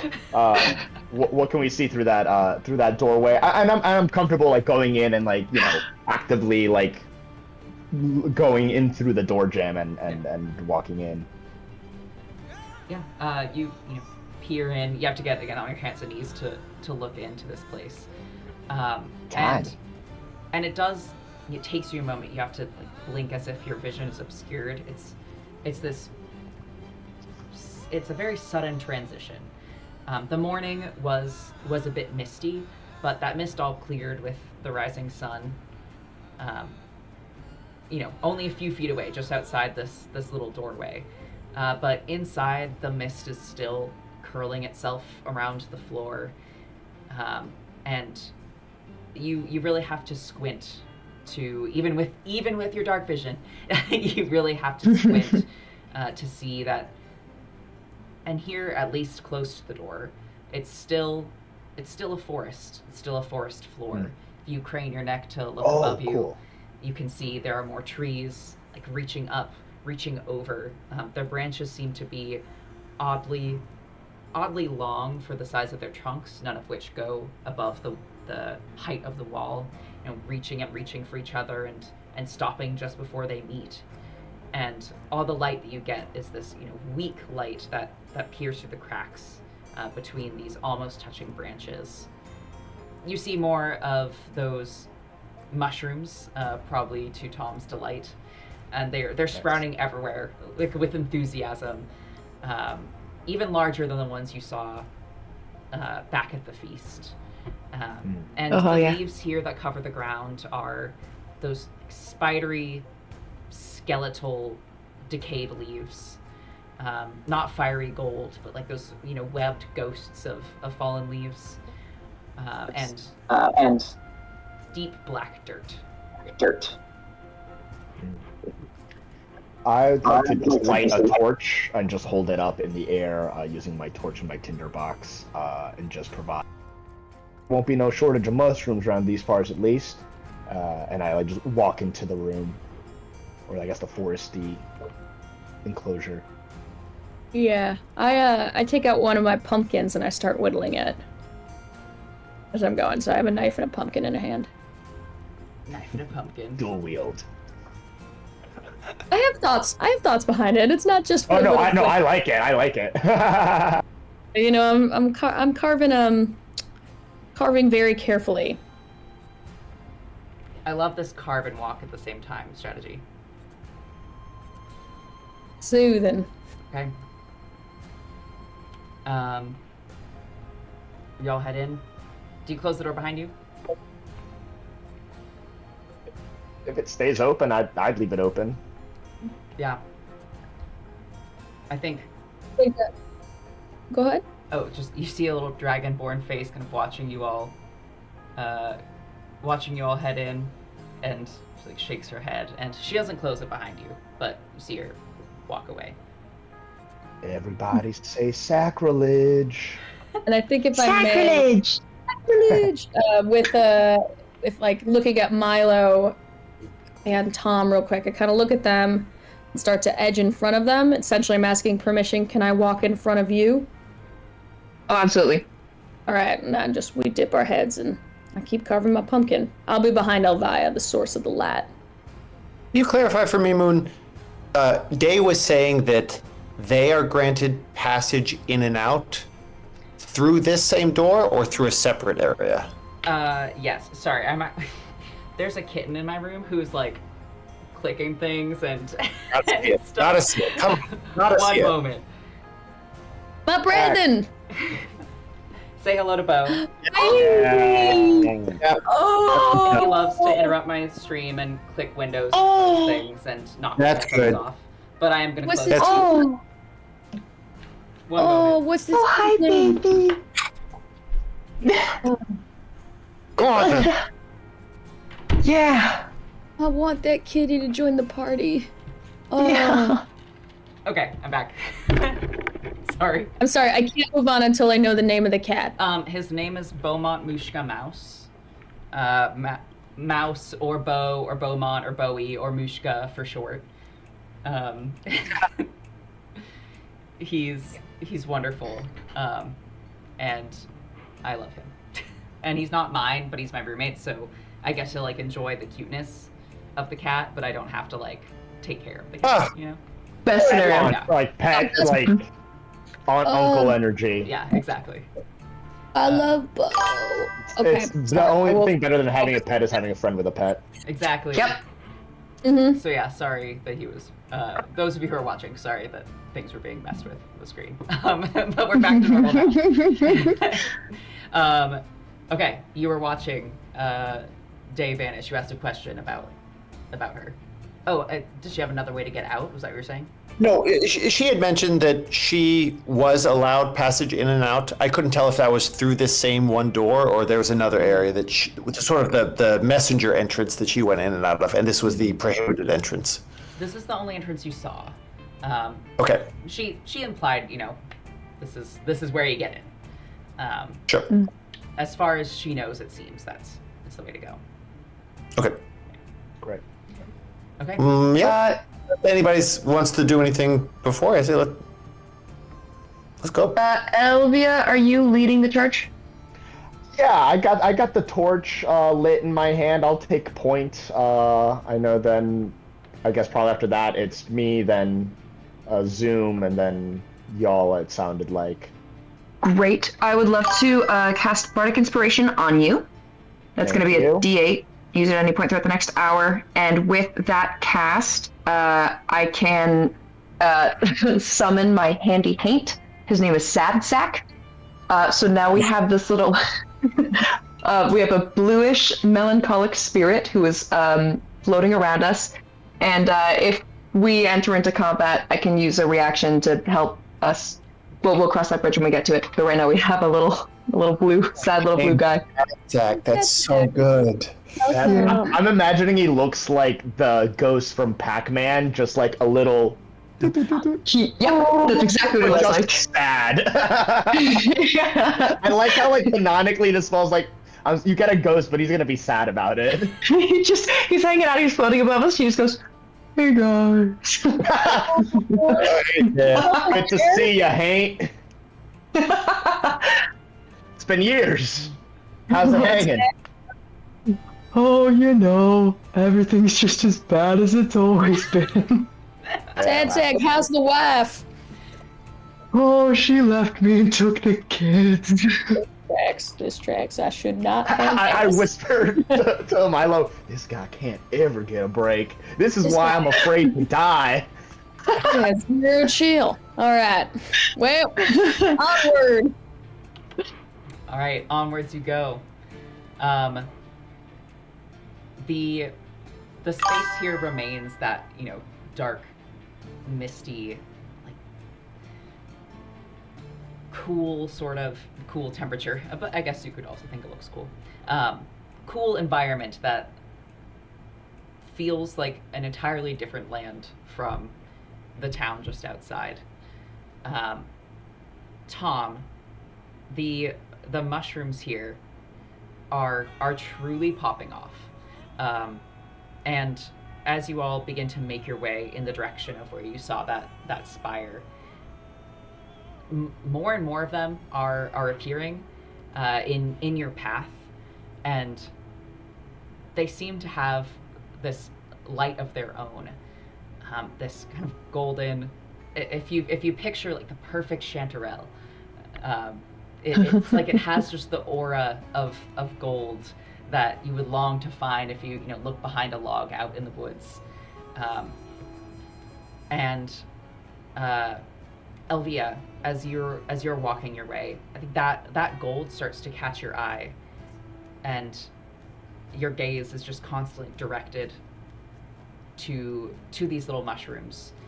And at first they look like, like I said, chanterelles, like mushrooms that have this sheen to them. But then you start to notice, like, scattered around them, it's not the mushroom cap that's attracting your attention. It's coins, it's gold, just barely shimmering in the weak light that's coming down from above. And then Zumi, you also begin to notice here and there, embedded in the soil, as if someone just scattered there and forgot about it. All these coins. And then finally, Milo, you as well. Amongst the gravestones, scattered here and there, simple rocks with names and dates engraved on them. All perfectly new, like polished. The names are clear, not weathered. And the ground begins to grow dense with these things. Until with gravestones or with mushrooms? With gravestones, with mushrooms, and with coins. When you say the gravestones are nice looking, do you mean as in they're like new or old but very well taken care of? It looks like a mix of both. Some have dates on them that are fairly recent. I think if you're on the lookout for them, then perhaps it's you. Well, wait, did you have friends who came here, or was that just Milo and it was all four of you? Sure. I think it is. I think we all knew Three Teeth and Pancakes. Yeah. I think. Oh yeah, we went way Once back. you adventure long enough, the world gets so small. Yeah. You know. Then I think it's you first who notices Three Teeth and Pancakes gravestones. Oh, no.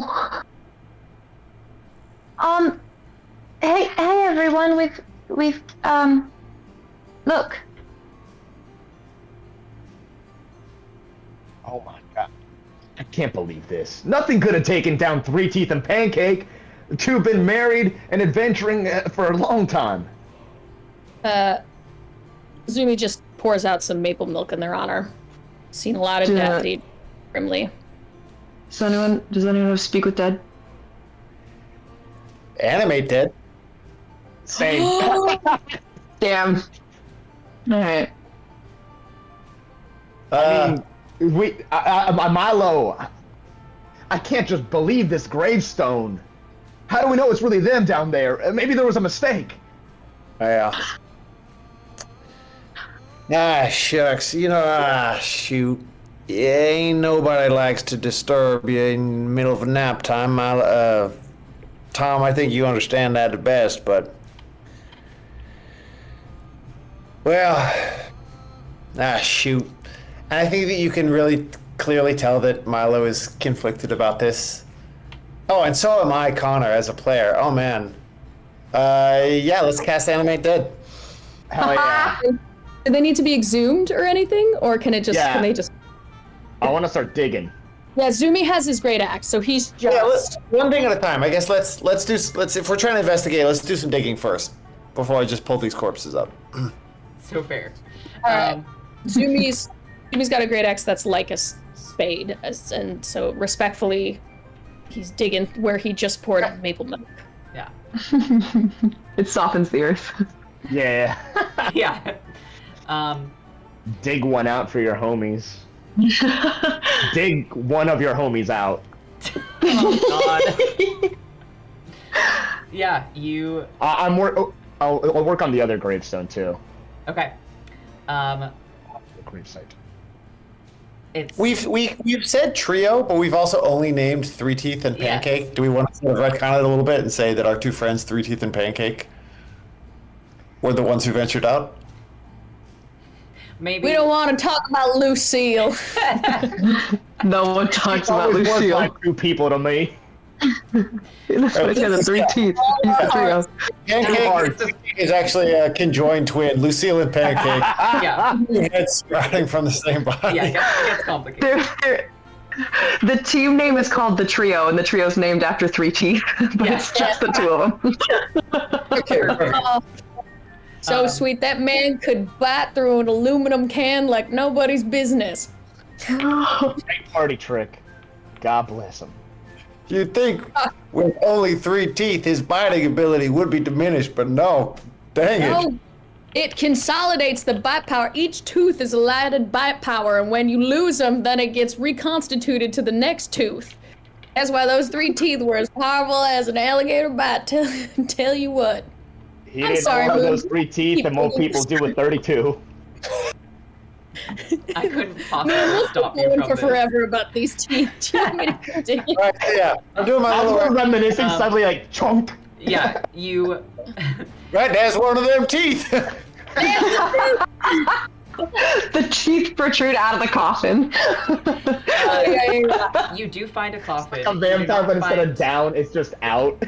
You do not find teeth protruding out of the coffin, but you do find the beginning growth of more of those mushrooms, already like partially taking over the coffin. The wood of it is beginning to decay, though it seems like it couldn't have been that long. It seems like this decay is happening faster than it should, based on when Can you we do last- a Have I been eating dead people? Sort of. Well, yeah, constantly. I mean, it's growth from soil essentially is fed by decay. So to eat life, you are eating. It was fed by death. Yeah, Tom, I ain't trying to be rude. We have had this conversation upwards of 14 times. I never made the connection between the gravestones and the mushrooms that grew on them. Yeah, that's what you said last time we talked about this, Tom.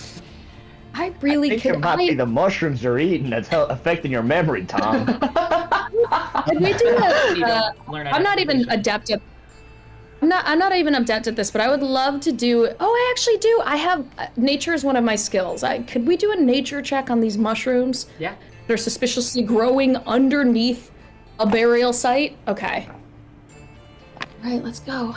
That is a 19 plus 3 for a 22. They're similar to the ones you were finding scattered around here.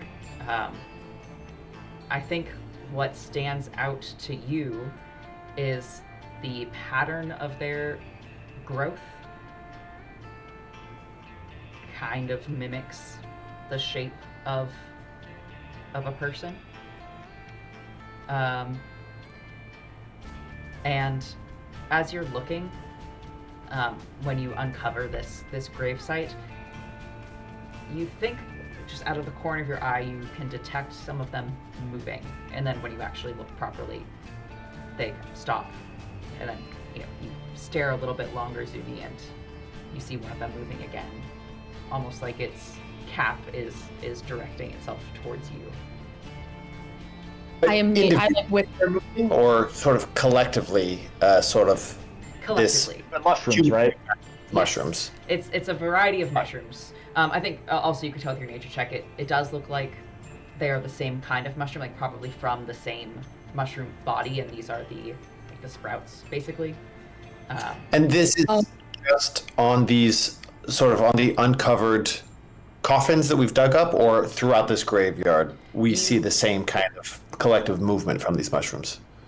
You only see the movement from this one that you're all investigating. Okay.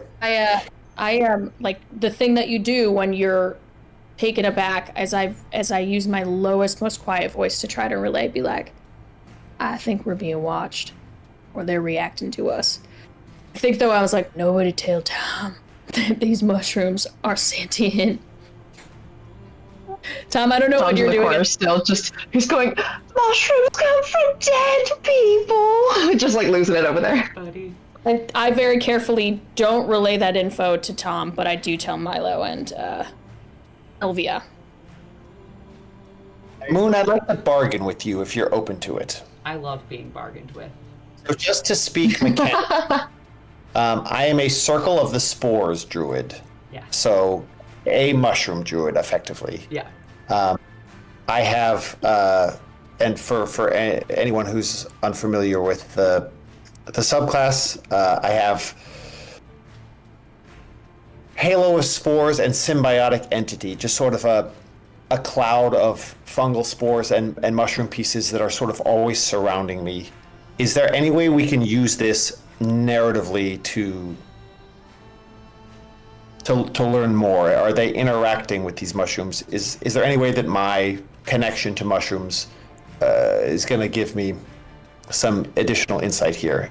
Insight or even control over these fungi? You're trying to wrest control over the fungi, like to take over whatever. Right now I'm just trying to get information. Okay. And I'm trying to use sort of my own spores and my own fungus and the way that they are interacting expectedly or unexpectedly to see if this is strange, or in what way it is strange. Yeah. What role? What? You don't have like a mechanic specifically. This is like a The mechanics are largely flavored towards combat, and I'm trying to use them here in a non-combat fashion. Yeah, I think that makes sense.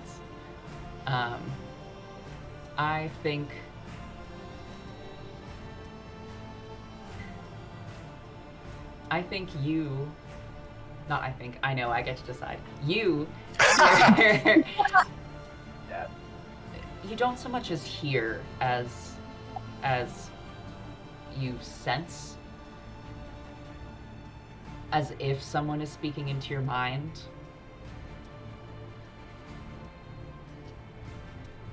These soft whispers. It's... What languages do you speak? Off the top of my head, Druidic, Undercommon, Birdfolk, and probably something else. Let me check. Birdfolk. Oh. Is Birdfolk the same as Avian? Yeah. Birdfolk, Druidic, Mapuk, Raccoon language, and Undercommon. Okay. Cool. You don't understand the language, but you can tell that they are all communicating with each other with words. And All the different fungi are communicating Yes. together. Okay. Not to. I have some stuff, but I don't want to just monopolize if somebody else has an action or an idea that they want to take. I'm just thinking next step, open up the grave, like the actual coffin.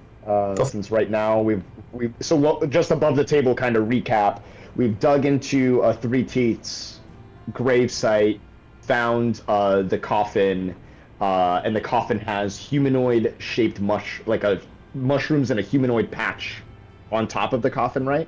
yes. Great. Anyone? I like whip out like old Crowy, and show it to the gang. Anyone opposed? Yeah. No, Maddie Murphy desperately wants to cut one of these mushrooms from the patch, and I think that is a terrible idea in the game. I really want to, but I would prefer you to do the crowbar first. The only thing I will say to amend that is I had the impression we were sort of digging up Pancake and Three Teeth at the same time. Okay. So, All right. I'll be in. I guess we'll be in Three Teeths, and I'll just kind of leverage old Crowy. And We don't want to disturb Lucille's grave in any way. Yeah. could you imagine a conjoined coffin, like just a big coffin and a smaller offshoot of one, like to the side of it? It looks like the logo for the YMCA. Yeah, exactly. It's like, yeah. Anyway, let's crack open this coffin of our long dead friend. Yeah. Is there anything you'd like me to? I got the crowbar in my inventory, but Yeah, roll. I'll just go to town. Roll a strength check. Aye, Captain. Let's see. Strength plus 0. 18! We're rolling hot tonight, y'all. Okay. I got an 18. You slam your crowbar into the coffin, and the wood splinters, despite the fact that the fungal bodies at either side reach up like hands to try to stop the fall of your axe. And they're gripping almost in the shape of fingers, the way that their roots come off. They're gripping to the handle of your axe, and you can feel a resistance as you start to chip away at the wood here. And all of you watch as the form, the sort of humanoid-shaped form built of these mushrooms begins to push itself from the surface of the coffin in this strangely silent, you don't hear any squelches or rustling, despite the fact that it moves with this wriggling, writhing dance, and reaches for this axe and for you. And I'm gonna have all of you, surprise, roll initiative, please. Yeah! Let's go, baby! Go! Ugh. I 21. 21. 6. I got a 7 total. 7 for Zumi. Yes, sorry, I'm so And a used to 4 for doing Tom. on camera. 6 plus 1, 7. 7. Let's see, Milo, Zumi, Tom. Oh, I need to roll, probably, that would be good. And then what did Elvia get? Yes. 5. 5.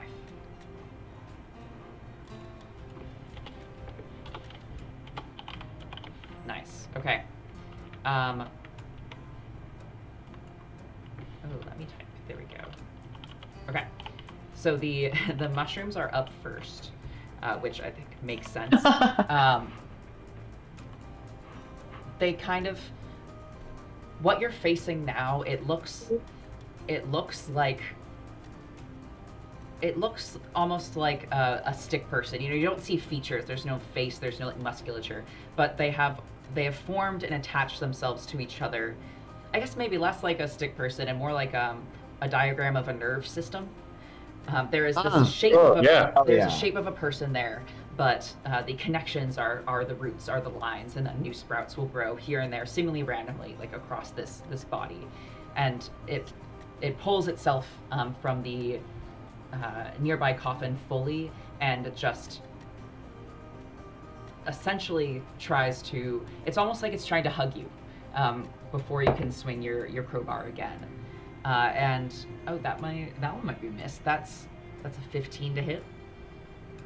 What was that? On me? Yes. Yeah, no, that's gonna hit. That's gonna hit so hard. I have a 12 armor class. Nice. We love to hear it.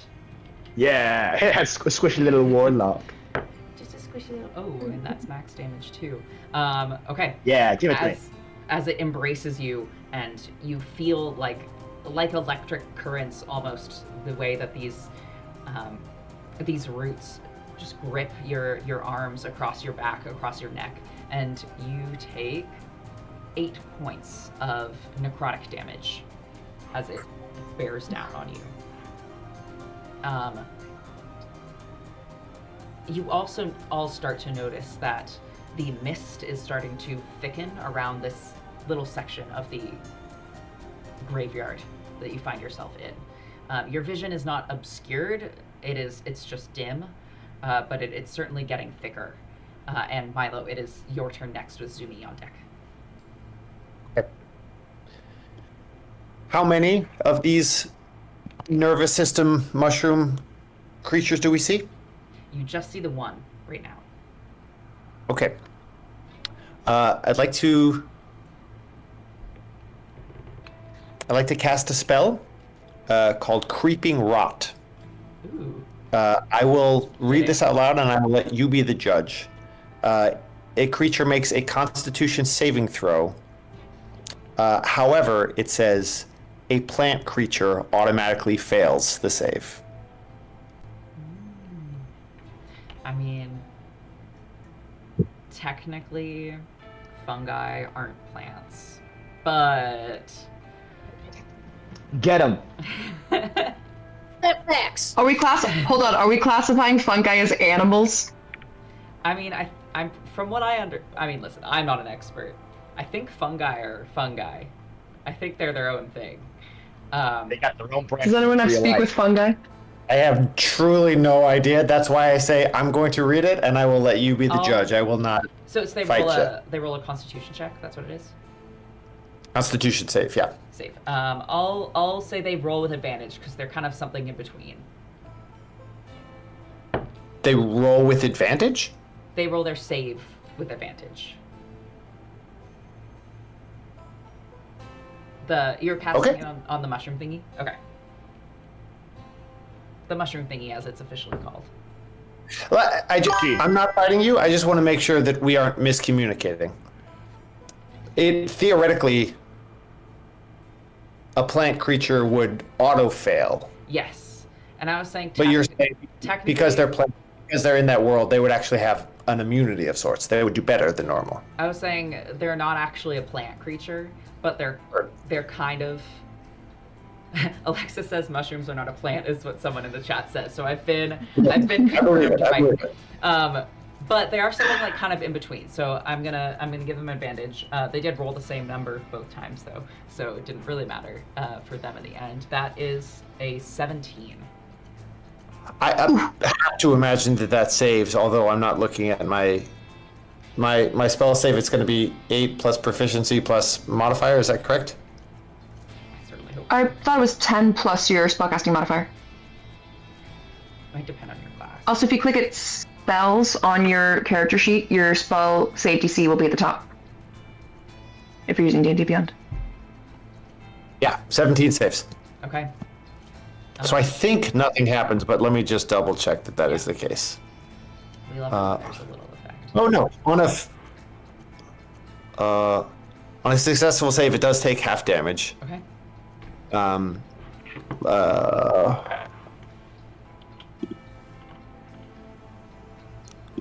Sorry. No. The first round of combat. No, this is a cool idea, this. Con. Yeah. Okay, so that's going to be half damage will be 7. 7. Right now, it's 7 necrotic. And then, and then all the other cool stuff does not happen. Okay. Next Okay. time. Cool. Good. Okay. Yeah, it shrinks back slightly as your magic hits it, and you, being tuned into these whispers, these voices, hear them cry out, as if in pain, as your magic hits. But it does not back down. It continues now with its attention turned towards you, to kind of fling its weird little limbs around. I will take a bonus action if you don't mind before fully surrender return. The one that I forgot to do before. I'm going to go ahead and activate my Halo of Spores. That just means my little mushrooms become a little more finely tuned. They sort of wake up around me. Anything moving into my space will take a little bit of damage at the start of its turn. Sweet. Okay. Zumi, it is your turn with... Is it am I saying right? Is it Elvia? Elvia. Elvia, okay. Elvia is on deck. Okay, so I think Zumi this whole time, just when these mushrooms really started to emerge, I'm just adding a little flavor here. That jack-o'-lantern that he's carving was not, in fact, just like a whimsical thing, but he instead puts it on his head as a little makeshift helmet. He had been carving that. And what happens when he does that is he's going to go into a rage, because I am a barbarian. So, and, you know, he just sighs, gotta do this fucking again, puts it on, and immediately the smell of pumpkin pervades. You hear just the stirring of wind as that crispy leaves are blown up. You almost see these massive paw prints, like his own paw prints, kind of dance around in this weather decaying soil, or impacting, like, reflective of the previous versions of himself he's been as he's fought, assuming to the death. And as this and just the wind lifts, and you hear the tinkling of his own bell necklace. And with that, as raging, I'm going to raise my great axe, known as Kindling, and I am going to attempt to swipe at this mushroom nervous system. Okay. Okay, so I'm going to do this with advantage, as this is a strength-based melee attack. This is going to be... Okay. One is an 8, and the other is a 22. The 22, I guess, I'll allow. Thank goodness. Okay. The 22, and I'm going to do this as well because I'm not sure how strong this thing is going to be. So I will roll damage for it, but once per turn while raging, I have Divine Fury. So you again see that axe sort of light up with this pervasive sort of orange light that reflects off the blade and into his eyes. And real quick, sorry, just looking at what I have to roll. Okay, so to begin, that is going to be 9 plus 3 plus 2 because I'm raging for 14, and then with my Divine Fury, that is going to be an additional d6 plus 3, 8. So that is going to be 14 plus 8, so at 22 points of damage. Okay. So much more. Baby, oh baby. Looks like much. Yeah, you rend this creature in half as you do so. You disconnect these roots, and it almost falls, like this top half almost falls to the ground, and as it does so, more roots like reach out, grab on to the remaining standing half, and pull themselves back up again. But some of these caps do fall to the ground and remain there, as if you've just harvested a little bit more of that autumn feast for yourself, Sumi. Okay. Is that your turn? Yes, and I'll opt to stay in the engagement zone. Okay. Yeah, the engagement zone also, you are, if I'm understanding this mind picture correctly, you're all inside of a grave. Like, you're all in this little hole together. So these are very close quarters. And Elvia, it is your turn with Tom up next. All right, amazing. Elvia's gonna take her hand and place it upon the mushroom and cast Chill Touch. This is gonna be a +6 to hit, which is gonna come to an 18 all. Does 18 hit? Yes, 18 hits. Amazing, and you will be taking... Hell yeah. You're gonna be taking 15 points of damage of, I believe it's going to be, necrotic damage. And it can't regain hit points until the end of my next turn, so if that little fall apart, come back together thing was a form of healing, it will negate that until the end of my next turn. I'd also like to use my offhand to pick up my torch again and set it up against the fungal nervous system. What do you think for that? Just like a melee weapon attack? Yeah, let's do that. All right, that's gonna be strength +0 plus 15 plus 3, 18. 18 to hit. Guess that'll hit. Amazing. That will be 2 points of damage plus any applicable fire effect that you deem fair. And then I'll use the rest of my action just to use my movement and crawl up out of this like 8-foot hole. I will take any attacks of opportunity. Yeah, that's probably a good idea. Get out of this weird little hole. I'll also, I guess I should have had, who was it that did? Oh, Milo and Elvia. Milo, sorry, this is retconning a tiny bit. I'll have you both roll, say perception checks. Thank you. And then that attack of opportunity certainly misses you. That is a... Nat 1!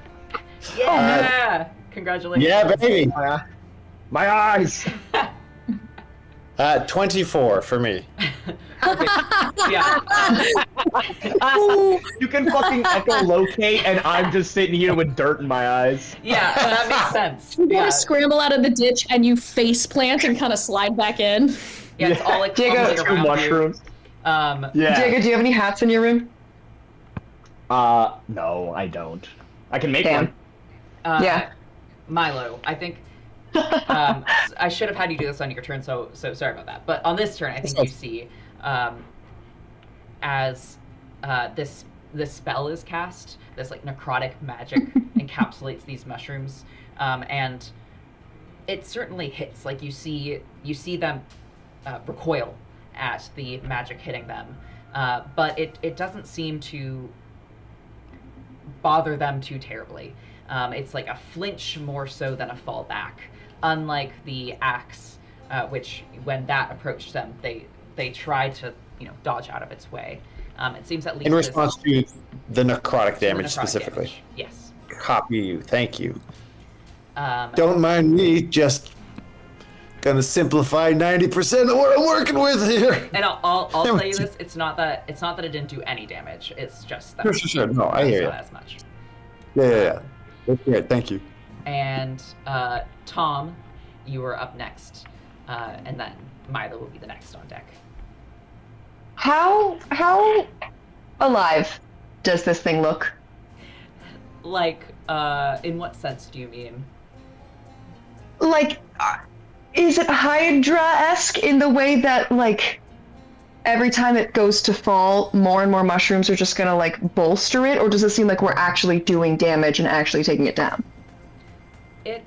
It seems like damage is being done. When that axe rent through it, or when that spell hit, even if at a weaker effect. Some of the caps like withered, some of them fell to the ground. It is slightly reduced in size. Heard, Chef. I'm gonna make an attempt to cast command on it. Okay.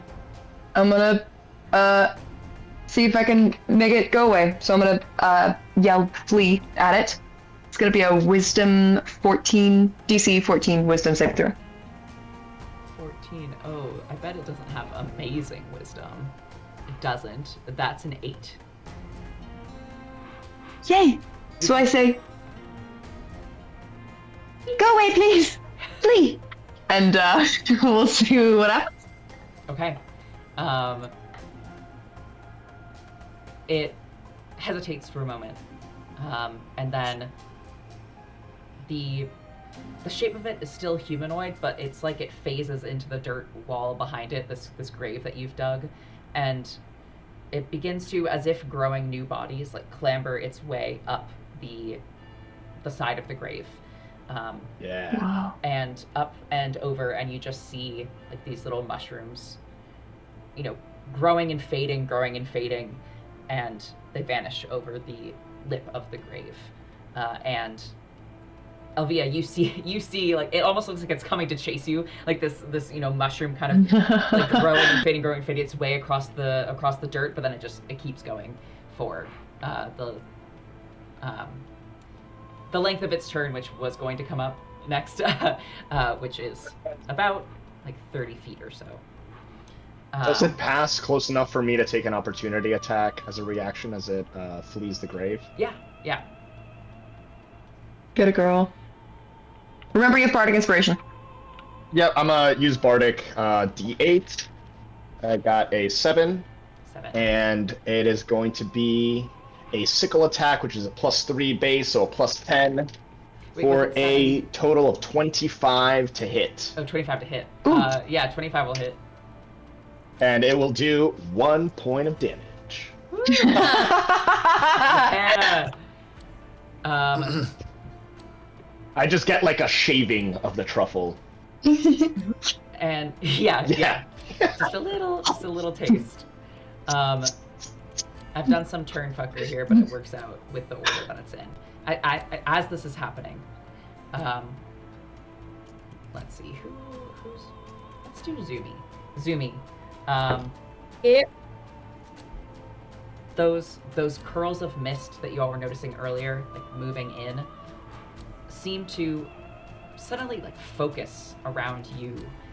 It almost looks like a ghost-like snake suddenly wraps itself around your face, and I've never died by ghost snake before. Zumi, you got a snake on your face again. Normally there's a snake in my boot. I ain't never died a ghost snake before. Let's see. Okay. It wraps around my face. Yeah, and it feels like mist. Like it is wet and cold, and has a musty forest floor smell to it. It doesn't have. You smell a little bit like Milo. Yeah, exactly. It doesn't have the snake is just sort of the shape that it's taken. It doesn't have like the actual appearance of a snake. It doesn't have a head. Okay. Please make a Constitution saving throw. Okay, excellent. All right. Wish you had said strength saving throw, but I'll do Constitution. Sorry. Okay. That is going to be a 13 plus 3 for a 16. Okay. How do you try to dislodge it? Like, are you doing anything to try to dislodge it, or to clear the? Yeah. At heart, kitty cat instincts are when I encounter something cold and damp, all of a sudden you see like my hackles rise. I puff up to twice the size I am, and essentially just kind of viciously shake my head and my mane to try to dislodge. Perfect. Ghost snake. Then little wisps of it fly off as you shake your head and don't quite manage to reform. And whatever it was trying to do to you, it seems you have distracted it or thrown it off, and you managed to stay as you were. Okay. Milo, it is your turn. And Zumi is up next. Paint the picture for me. We've got ghost snake around Zumi's face. The fungus is fully retreating. That's what we have on the battlefield? You currently can't see the fungus because you're still in the grave, I believe. Okay. It reached the top of the grave and tried to squirm away. Well, for starters, let me crawl up out of this grave. Okay. And let me know if I notice anything additional from that vantage. Looking around, again, that mist has thickened. It's a little bit harder to see through to the woods around you. And you also start to notice a little more movement around some of the closer stones to you all. And, before you just saw the mushrooms you were focusing on kind of leaning towards you, but now it seems the rest are starting to perhaps take note of what is happening here. Okay, great. I'm going to take a little bit of a preparatory turn. As a bonus action, I'm going to cast Shillelagh. And my gnarled walking stick just gets real stinky. That sense of rot becomes clear as the sort of green and black of it almost looks fluid. Like if you look at something that's so infested with termites that it looks like the very surface of itself is in motion. And I'm also going to, as my action, use Symbiotic Entity, which is, for those unfamiliar, basically a druid using wild shape to turn himself into a mushroom man. Not in shape, but in style. I use wild shape to awaken all those mushroom spores around me. And it sets me up for a couple different things, which we'll go into in a later turn. But I think that's it. I've got, I presume, some movement left after getting out of this thing. Yes. Yeah, it's about 6 feet, one might say. So you have the rest of your turn. Let me move over to. I see Zumi struggling. Zumi is still in the grave, I think. Yeah. Oh, you're still in there. You bro, my bad. You could help pull Zumi out. I'd like to. Cool. Then you leave the rest of this weird curling cloud of mist behind as this little raccoon reaches in to help pull you out. Just my massive paw takes up your whole forearm. Very grateful for the help. Oh. Is that your turn? Thank you. Is that your turn? Turn for Milo. Yes, thank you. Okay. Then Zumi, it is your turn, and Avia's up next. Okay, I think again that mushroom nervous system is running away. Is that correct? Yes. Okay, I think that in this case, I'm not sure how far away they are, but I have feline agility, meaning I can double my movement speed for one turn. You're good. You're good. Yeah. Yeah. So now I can move 80 feet, and if it's quote unquote back is to me, if it's fleeing May, I'm gonna try to once again take great X attack, and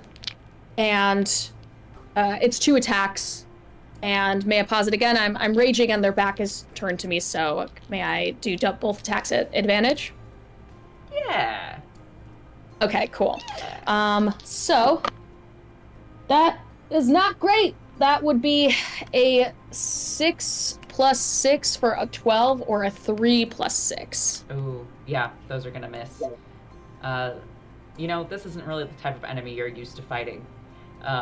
Yeah. And it moves a little bit. Now it's fully on the ground, like a shadow. It's almost 2D. Like these mushrooms are just sprouting out as it goes. So you swing down, and they just kind of shape themselves around your axe before it hits. And when you try again, they do it again. and you don't quite manage to chop them off again. And I just shout back, well, this is a fickle enemy! In which case, seeing that if I have any speed left, I would like to go back towards my group at the grave. Okay. Tom, it's your turn. Is anyone particularly close to the mushroom fella right now? I believe it's Elvia who's closest, but it's about 20 feet away. Perfect, great. So I'm going to cast... Huh?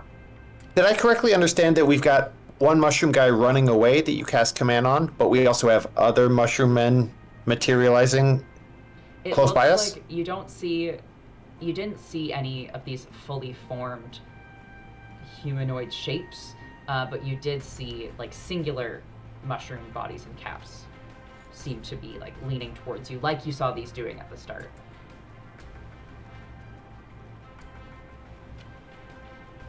So the one who's currently... Yes. Oh, good. The one who's like currently... who we are engaged with presently. Yeah. I'm going to cast finger guns at him, which is a cantrip, and effectively, it's... Hello. Okay, great. If it hits, it's 2d6 force damage, but if it doesn't, there's no damage at all. Okay. And my spell casting attack modifier is +6, so let's see if I can hit you. Oh, does an 11 hit? 11's gonna miss. Okay, Tom's gonna go, don't worry everyone, I've got this! And then he's gonna go pew pew and completely whiff and miss on these dudes. Okay. It's the same thing. Like it moves kind of quickly. It moves out of the way, and you just hit the solid ground. And I think now, all of you peering over the grave or having climbed out of the grave, you start to see more of them, more of the mushrooms that are scattered about this place. Again, the ones that don't have a humanoid shape are starting to move as if attention is being called to you as this fight continues. And Tom, can you make a Constitution save, please? All of us or me specifically? Tom specifically, lovingly. Yay! No, I love it. Specifically. Con saving throw? Yes. A 10's gonna succeed for sure, right? Tom, dear sweet Tom, you cast your finger guns. They don't hit, but you feel real cool.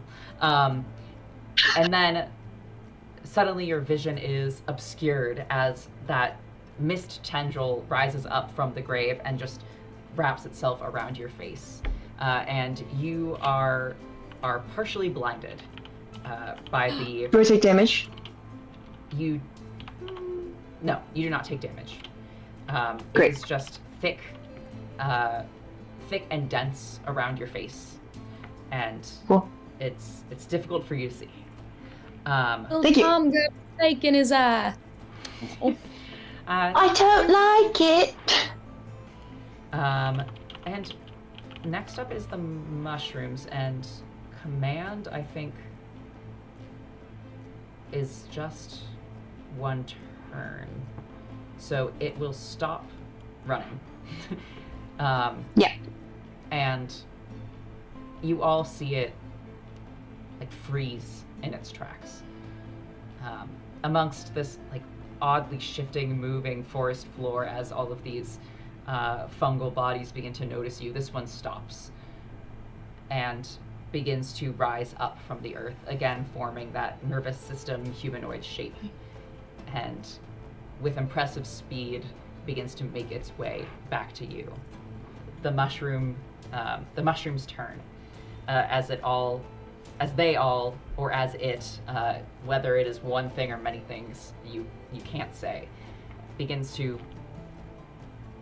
make its way. I don't know if running is the right word to use, how this thing floats across the ground, but makes its way back in your direction.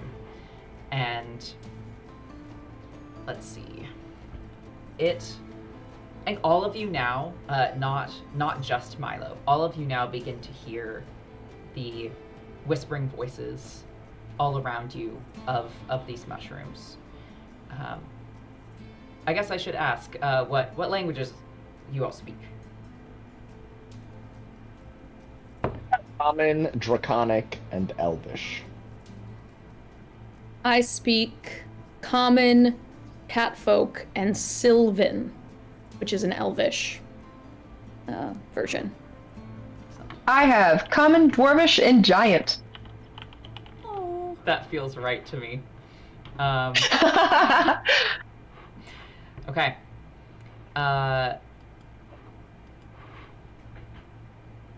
The Zumi, you speak Sylvan? Yes. Yes, I do. The words that you begin to be able to make out from this clamor seem to be a form of Sylvan. It sounds to you, as someone who speaks Sylvan, like Fae Sylvan. It's associated with elves and it's associated with Fae, but more commonly with the Fae folk. And though it's hard to make out the exact words with this like infinite, these infinite, they're not whispering in your ear, but they could be. It's not conversation, but you hear whispered words of thieves. Sorry? Thieves. I love that we all leaned closer, even though like speakers won't change anything. Yeah, I guess I shouldn't whisper. They're whispering. Pretend I'm saying this in a whisper. You hear thieves. Please, no. Leave us, please. Echoing after each other. None of them are full sentences. Just these fearful half calls. And it's going to take its turn as it approaches, I think. Tom is looking a little attackable. So I think it's going to go after Tom. Tom, you can just barely see the vague kind of outline of this thing as it gets close to you. And I still think it's going to well, it might not hit. That is going to be I have to do math. That's a 12 to hit. A 12 is not going to hit. Okay. My pot has protected me. Yes. You feel like a big boy as it just. That's our big boy. And let's do this too. Okay.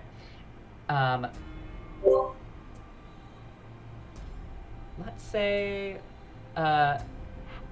you're all out of the grave now, right? Yes. Okay. Elvia, will you make a wisdom saving throw? Gladly. I got a +0 to wisdom. Or actually, no, -1, so that's going to be a 3. Oh, nice. I love a good stupid character. Okay.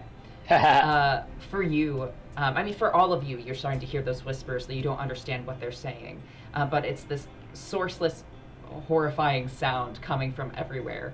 And you feel the cold creep of fear come over you. And you are frightened. So at least for the next minute, you do not have to run away if you're frightened. I believe it means simply you cannot attack the thing that you're frightened of. I should double check that before I say it. Willingly move closer and disability on ability checks and attack rolls when the source appears Yes. in line of sight. And that's just Elvia? That was just Elvia, yeah. Yeah, that's right. You can't move closer, but you do not have to run away. Thank you. I always get that mixed up. And that is its turn. And now it is up in your business. Milo, you're up next, and then Zumi. Okay. let me double check. We have 2 fully formed mushroom boys. You still just have the one. It ran away and then started to creep, or not creep, it started to race back towards The others are still just in mushroom form as they lean towards us and blah, blah, blah. Okay, great. Let me take a swing at Big Boy. Yeah, take a swing at Big Boy. I'm going to move over there. A couple things are going to happen. So I'm going to take a swing with my quarterstaff. That's going to be 14 to hit. A 14 is going to hit. Great. Yeah. Then that's going to be 9 points of bludgeoning damage, plus an additional 5 points of, or maybe 5 points of necrotic damage, and then and that is on account of symbiotic entity being awakened. And now, would you please roll me a con save? Yes, I will. That is a con. I lost you on the number. Say it again. That's a 15. A 50. Okay. 15 is exactly what you needed for me to just say, nice job. Cool to be in close proximity with you. Just wanted to know how tough you were, and you are pretty tough. It says, thank you very much. No.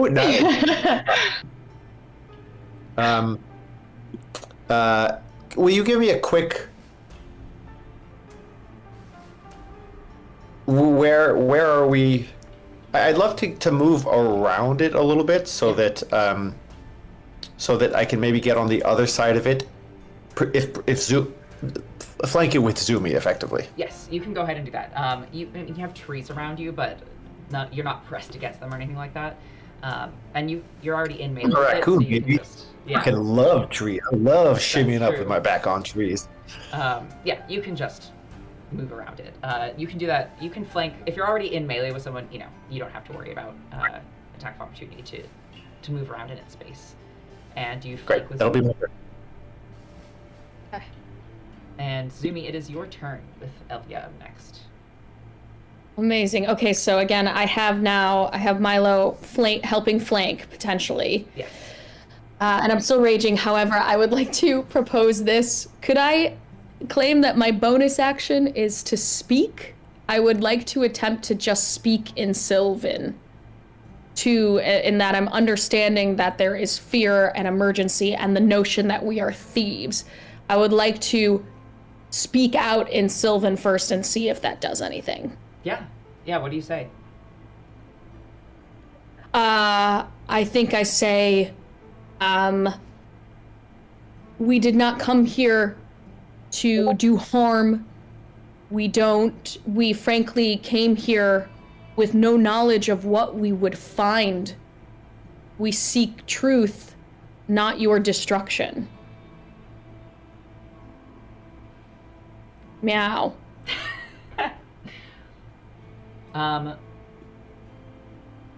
You say this, and all around you, you saw those strange glowing mushrooms and those coins when you were making your way over here, and all at once you see them flash with a shine as if someone had just shone a light on them, despite the fact that, again, you only have the weak sunlight filtering from above. Roll persuasion with advantage. Oh, thank you. Thank you, sweet DM lords. That was you guys who gave yourself advantages here. Yeah, persuasion. Hold on. That was a 1 and a 4 plus 3 for a 7. Oh my god. Junk roll. Oh. My stupid pumpkin got in the way. No! It swiveled around and blocked my mouth a little bit. And it's all I could hear was, "We seek your destruction." Yeah. Incredibly eloquent speech, but it's all just into the backside of them. It's Like Forrest Gump when he talks to Vietnam. giant helmet. Oh, this could have been so beautiful. Oh. All of you see the figure stop, pause as Zumi speaks, and the cacophony of whispers quiets. It feels oddly silent now without them there as backdrop to your battle. And it feels like the forest is listening. And it takes another step towards you all. From its place, I imagine it's sort of backed up against the grave. Before it falls, it moves forward again. And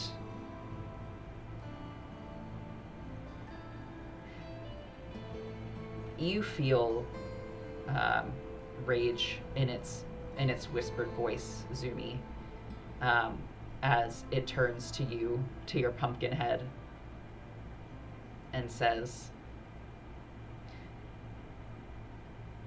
"Then go."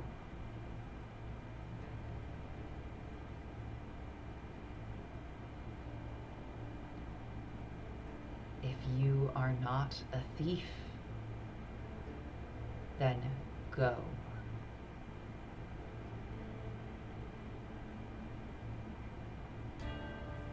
May I respond? Yeah, we're in like a sort of pause in the battle. In the pumpkin. Zumi very carefully adjusts the pumpkin again and reaches into his pocket and offers the pocket full of cinnamon rolls that he took from breakfast, and he very carefully and peacefully lays them down and takes a step away. And with all of the earnestness in the world, he goes, "We are not thieves. We are seekers. Please accept this gift to know we are here not to take from you, but to help in a capacity."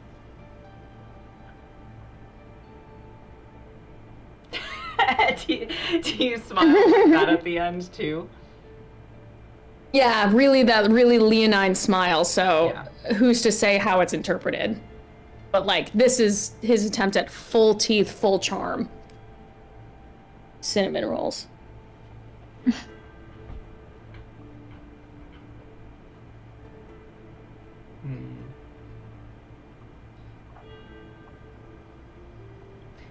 Pumpkin head. The shape of the head doesn't move. It doesn't look down. It doesn't make a motion of looking down at your cinnamon rolls presented to it. If you are not thieves, surrender your weapons.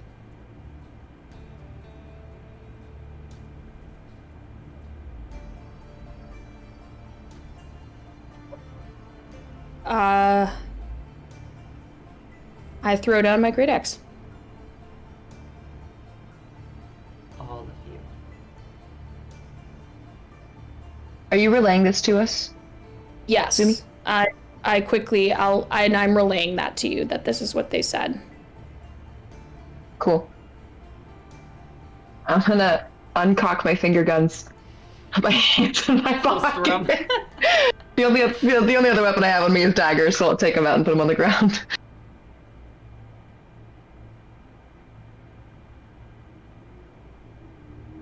Diego? I mean, I guess, yeah, I know all this. I'm still like under the effects of being frightened, That's true. but yeah, I guess I'll just use that fear and kind of hunch down behind a tombstone and end my turn. Okay. I'll tap my walking stick twice on the ground, that furious buzz of movement will quiet, and it'll just look like the gnarled wooden stick that it was before combat began.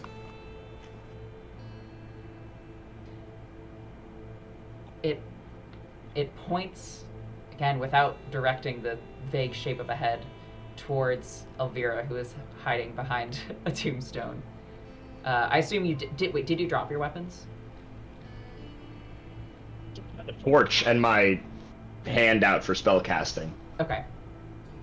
Are you still wielding the torch? Yeah, I got it in my hand. Okay. It just points towards Elvira. I lick my fingers and summon another sopping wet mage hand, which comes over and douses the flame with its own sopping wet fingers. Diego, would you mind getting very, very close to your mic and letting us know what that sounds like? Oh God. I'm so grateful the filter cut him out. I'm so grateful. And that's that. Anyway, we don't listen. You have to pay extra for ASMR. Which is linked right in the link in bio. Yeah, exactly. Subscribe to my Twitch to Scare hear the crying. Squelch ASMR. Not squelch ASMR. Ooh, I like it. Squelch. Squelch Go to wash. www.squelchingmagefishhand.com. Listen, that can be the sequel, the sequel to the one shot. Should you all survive this? Okay. I'll ever stir a pot of macaroni and go, Oh God. No, we're moving on. Please. You drop your weapons. You drop your weapons, and as the torch goes out, and a dimness falls over this this scene, your mushroom guide begins to make its way back down that path again. We came or from whence we're destined to go? From whence you're destined to go, away from the wall. Hell yeah, I follow Mushroom Guy. Mm-hmm. To clarify, the mushroom caps that were once sliced off are laying like withered on the ground now. They're not connected to anything. Yes. I would like to scoop them. I will not scoop them. I will just walk. No time, I ain't trying to yuck your yum. If you want to scoop some mushroom tops, scoop some mushroom tops, kid. Just Tyler, you know I love them. remember what you just saw with your own eyes. Where does this come from? All right, there's no time to save. Is Tom still say- half blind? Oh, am I still half blind? No, that fell from you as soon as you dropped your weapon. Cool.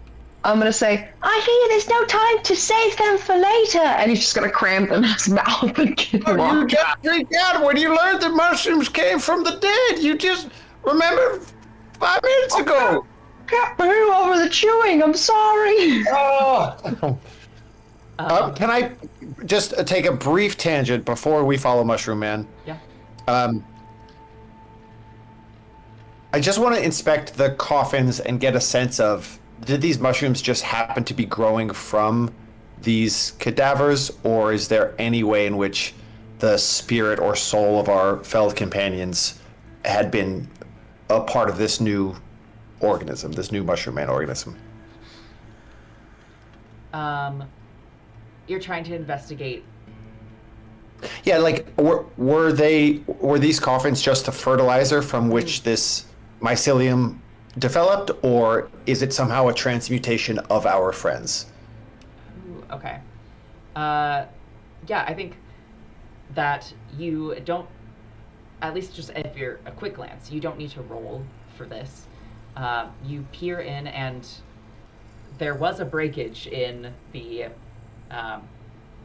like in the coffin just at the start of this fight. So you can look in and see like the bodies inside the grave. And I mean, as far as the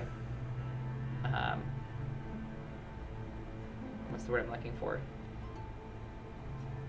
how far the decay has moved along, in just the like hint of tattered clothes that you can see from this place above the grave. It doesn't look like the mushrooms have fully consumed the bodies inside, but you can see some of them are growing out from the holes in the clothes. Okay. It would make sense that it is probably a fertilizer that they're growing from. Okay. I'm pro fungi, pro fertilizer, pro cycle of rot and decay.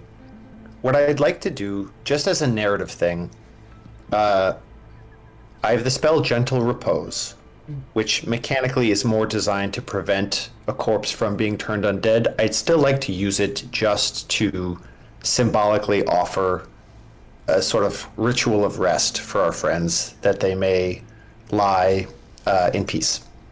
Okay. So are you like withholding the effect of changing the decay, or are you trying to like ward off the? No. I'm Milo is all about decay and rot and the natural order of life and death.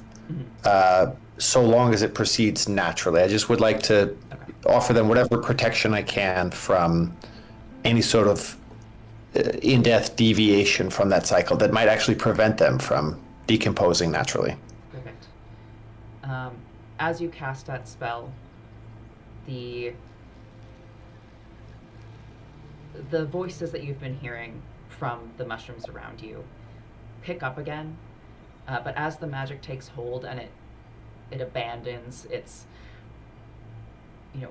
timelessness, the effect of timelessness, it abandons that like anti-decay, and just becomes a movement of respect for your friends. The whispers sound more like a hum, like a faintly musical, almost sound of approval.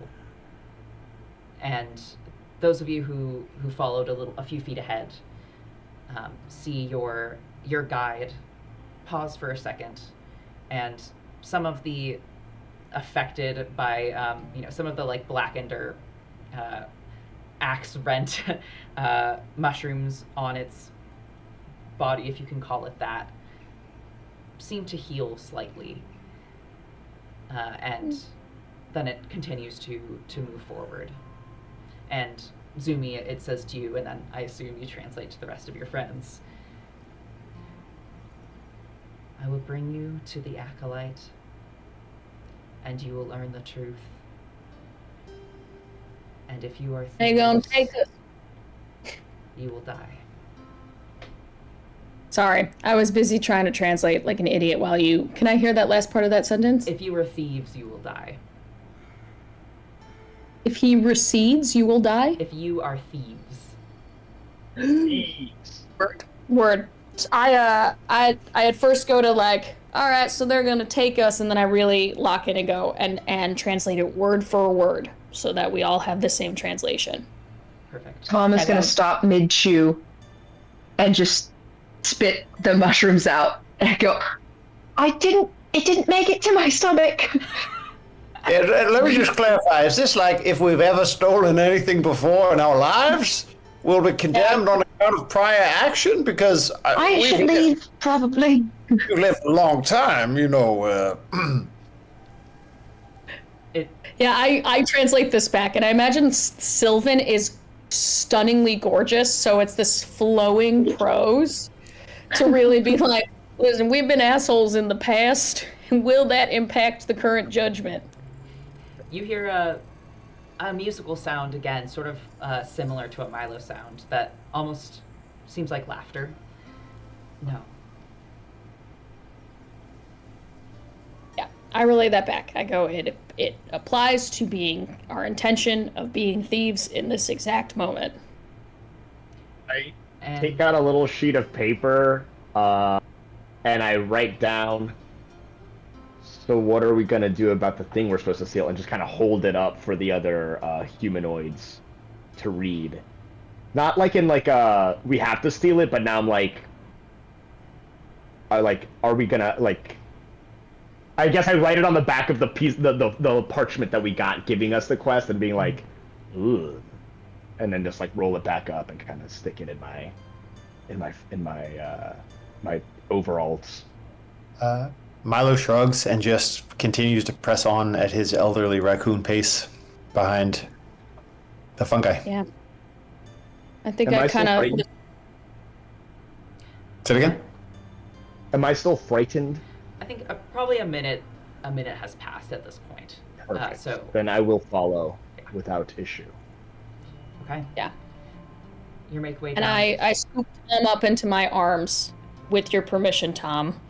I want to hold him close because I also want to make sure he doesn't keep eating along the trail. God, me too. I think that's wise. And also, I thought maybe Sad Sack would go away after combat. He did not. He's still here, just hovering above us. Good. Hey, Sasek, you don't have anywhere to be? You don't have... No, I have no family and no friends. Yeah, but surely you got hobbies, you know? Yeah, I used to count the tears I cried as I lulled myself to sleep in my lonely, lonely bed. And Milo, this is a losing game, my friend. He's just Okay, gonna well- make you profoundly say it. And I kind of, I also have a bandolier, so like I'm gonna kind of do a makeshift baby Bjorn for Tom. So he's just kind of hanging there. He's so into it. Tom is like, I love these. as Right. as Tom settles into your baby Bjorn, the trees quite suddenly open up. You step out of this this patch of dense woods, and some of the mist also clears slightly, and you find yourself in a cathedral of trees. You're not within a wall, but when you look up, those branches that behind you, like any forest, wouldn't quite touch each other, have actually met like in the center of this clearing and curl around each other. And like looking up at this sky above you, you see that they are forming the spire that you were just barely able to see from the outside. And the floor here is not, paved like a fancy church would be. There's no stones shaping the symbol of a god or anything of the sort. It's simply soil. And in the center, you see a figure wearing long gray robes and a hood that covers their face. And it sort of straightens up as you all arrive. And there's a pause as your mushroom guide steps aside, staying close to you all, but it stops itself at this tree-lined entryway. And that figure standing in the middle, still not facing you, says, "I'm surprised they led you here.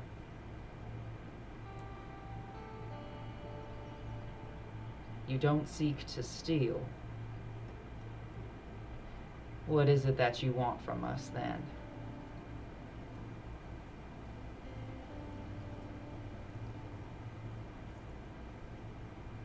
I think Athena takes a very kind of deferential just step back to the center of the group. All right, I'll be square. As Elvia comes forward, I think, be like, I am Zoomy Nine Lives. I've had many adventures and many quests, and I came here tempted by an offer of work, but really what it comes down to is I'm on my last life. And I don't want it to be. And I had hoped to find some kind of solution there. And as I say that, I kind of look to my 3 party members as well, as I hadn't stated it so bluntly. And kind of give a deferential nod of an apology of feeling like I kept a secret, but also knowing that in my heart, this is why I'm here. I want to know if there's any truth to that.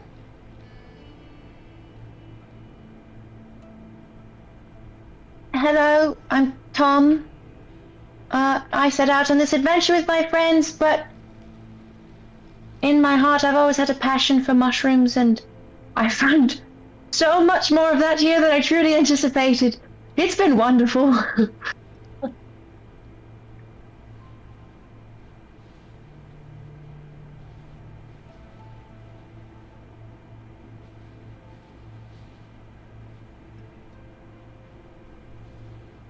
Milo, it's your turn to speak now. You know, a funny thing about when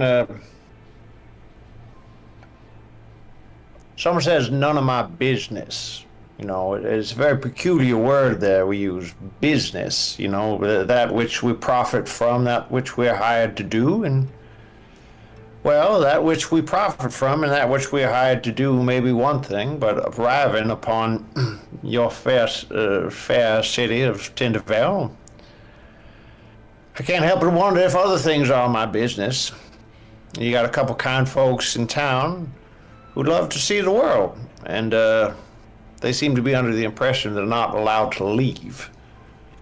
I'm wondering if you might be amenable to discussing that.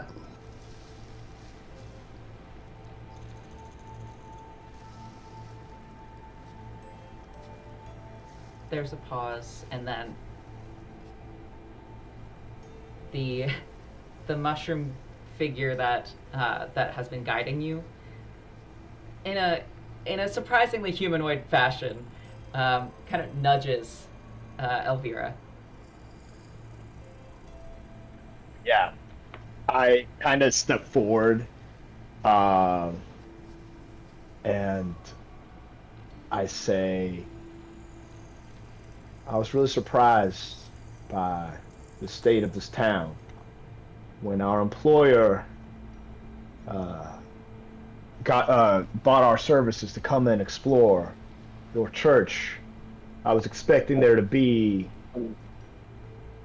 a dearth of happiness in the town, but the people here seem to live with full stomachs, happy lives, bound as they might be to not leave. I don't presume to understand your true motivations, your true alien way of looking at things, but I can respect that you look after your own.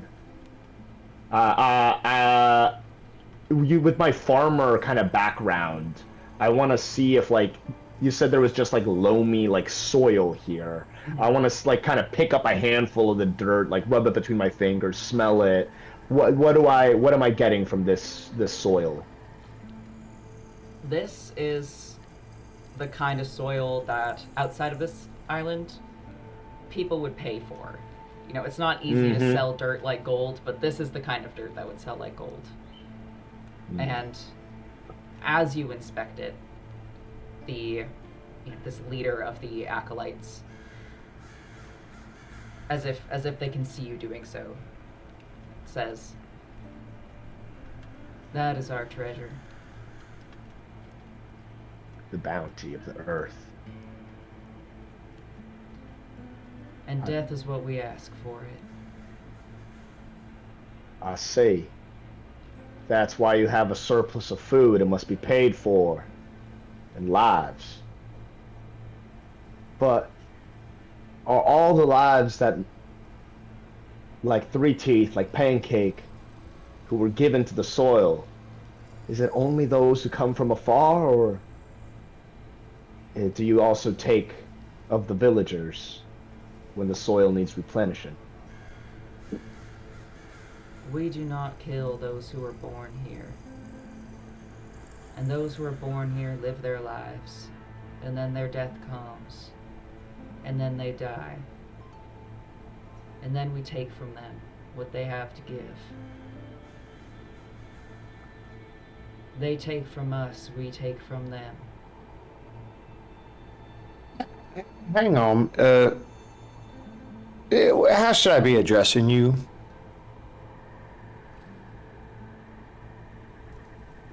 Would the acolyte like to give a name? I'll call you acolyte. I just don't want to be accused of having bad manners.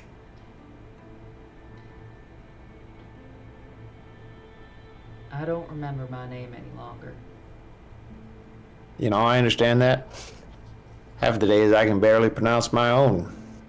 Feel like I've seen the sun rise and fall so many times. Whole lives start to blend with one another. I think of memories and I wonder, was this an experience I had or was this a story I told? It makes me think of cycles. The sun rises, the sun sets. It happens again and again and again to all of us. And maybe it's just a matter of perspective, and far be it from me to be on some high tree stump to talk down to you, but I suppose you could as easily say they take from you and you take from them as you could say they give to us and we give to them. You've been doing things here a while, but I have been too. Life, death, decay, rot, growth, with the bloom. It's only natural. It's going to happen in its own course. Why not let them lead their lives? Why not let them go where they want to go? They're going to keep dying. You're going to get visitors. They're going to die too. Their death will give to the soil, and their soil will give to those who are living.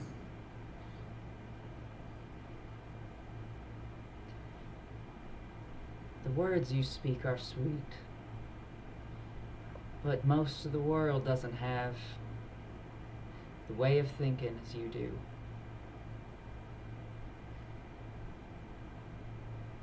If people find our land is rich, they will come to take from it. If they find that then after we expect them to give back, they will run. And they'll know that death will find them elsewhere. But they don't want to see it face to face. Well, they're gonna.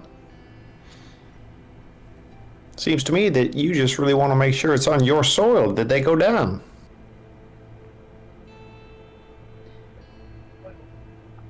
I care for my people and I care for my land. Yes, I want my soil to stay rich. I want the fruit to grow ripe. I want my people to be happy.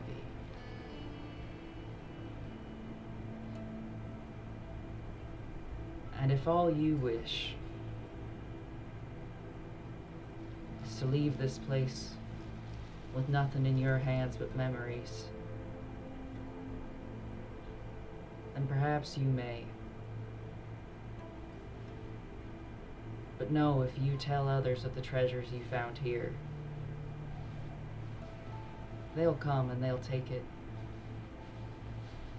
and our land will dry. You think too kindly of the world.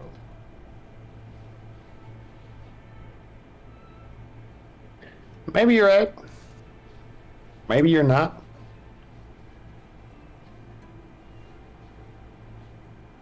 My foot full of like wipe my hands clean a bit, making sure to leave every last clump.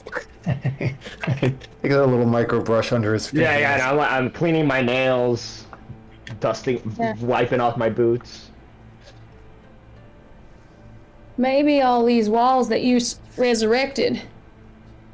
I know your intention to keep everything as is and safe, but the answer is the world is getting more and more interconnected every day. I've lived 8 whole lives. And I'll tell you this, every time I come back, more and more people know each other. Heck, how did we meet? We got trains, we got technology now. There will be more people a-coming. That is the cost of progress. And you can't stop that. So is your answer to stay the same? I don't think you have a choice.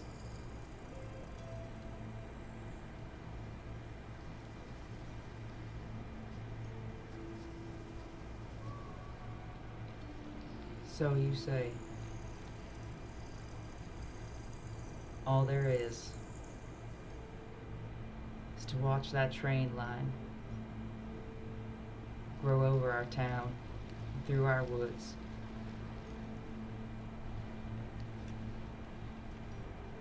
and our soil will dry. You say we should stop fighting to defend it? You say this is the end?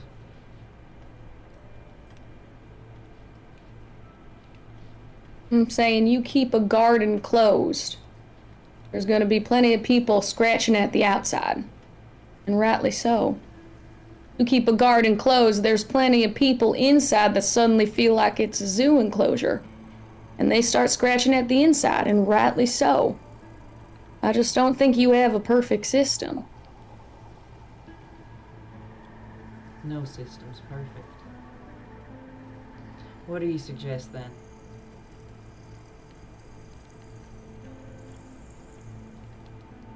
You asking me, the group? Any of you?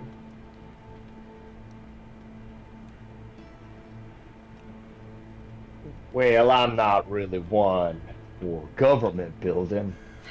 I am just a humble farmer with a connection to something greater beyond. But, I mean, I think the thing we can all agree is that everything dies. And this, honestly, wouldn't be a bad little place to take my final breaths if I knew they were coming. I'm thinking with a little bit of a redesign, you can kind of turn this place into somewhere where people want to come and donate their bodies once their life has left their breath. I think it could be quite peaceful to have your loved ones around here and become part of the cycle of renewal. And I know there's a whole bunch of other islands out there in that great big ocean of forest who aren't as fortunate with that soil as good as this. And I hold it up and I move it up like, y'all, this is good soil. I joined the same thing. I pick it up with my little raccoon paws. I go, yeah, now this is, you want to talk about soil? This is, oh my goodness, this is, them blackberries this morning, I ain't never had a blackberry taste so good. God darn it. You got something good here, and I think with the right of messaging and perspective, I don't think you're going to have to lure people in here like you did old Three Teeth and Pancake. Not the mystery that's going to draw people. But right, but that's what like Zumi was talking about. No one knows what's going on in this island. No one knows what's going on within your walls. It makes people curious. It makes people think it's something worth risking their lives over, whether they know it or not. I'm saying, like what Zumi's saying, open it up. Give people an opportunity to surprise you. Because frankly, if I was about to kick the bucket, this is the exact kind of place I'd want to be. This is it. Hey, I am trying to spend my last couple weeks on this earth eating cinnamon rolls half as good as yours. Now, and Elvia, she ain't talking about no razzle dazzle. She ain't talking about. I think my voice has changed considerably since we came back from that bio break. She ain't talking about no razzle dazzle. You know, we ain't saying you need to put up neon signs or open a casino or nothing. We're just saying. You got something special. I'm a groundskeeper for a cemetery over in Old Silverwood. It's small, it's humble. You know, people lie to rest there because that's where their families are. People, when they reach the end of their lives, you'd be surprised how ready they are to go. It ain't about taking from them. They're going to be given. You got to trust in that. Let me tell you this right now. It doesn't have to mean much to you, but it means everything to me. I came here based on a rumor that there was something that would prolong life.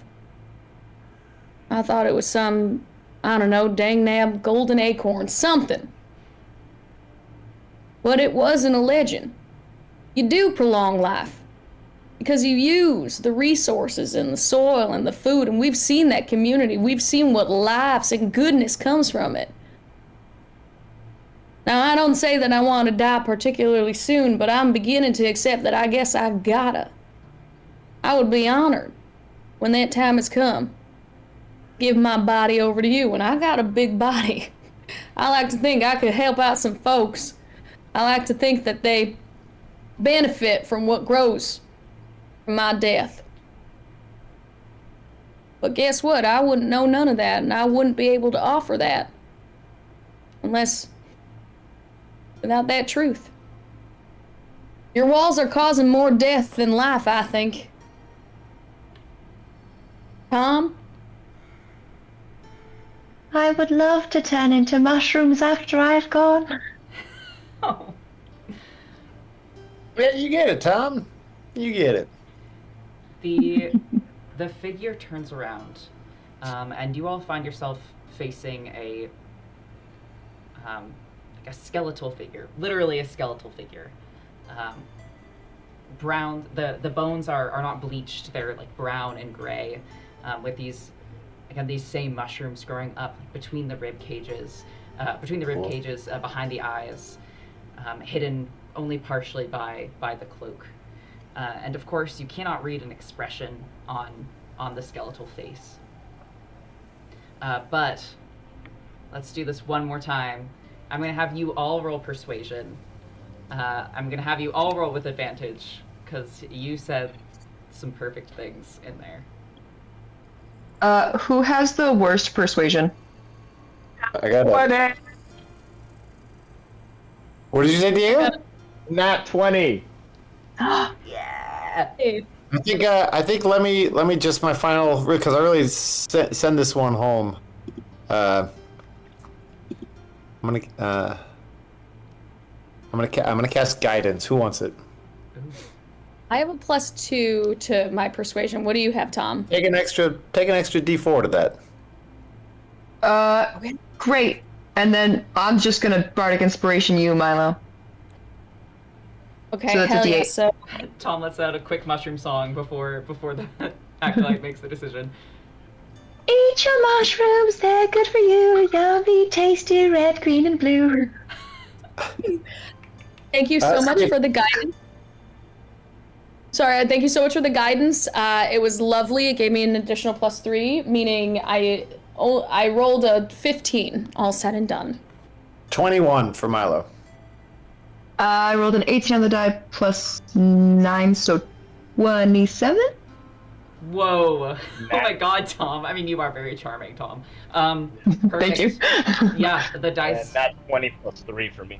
Whew. Okay.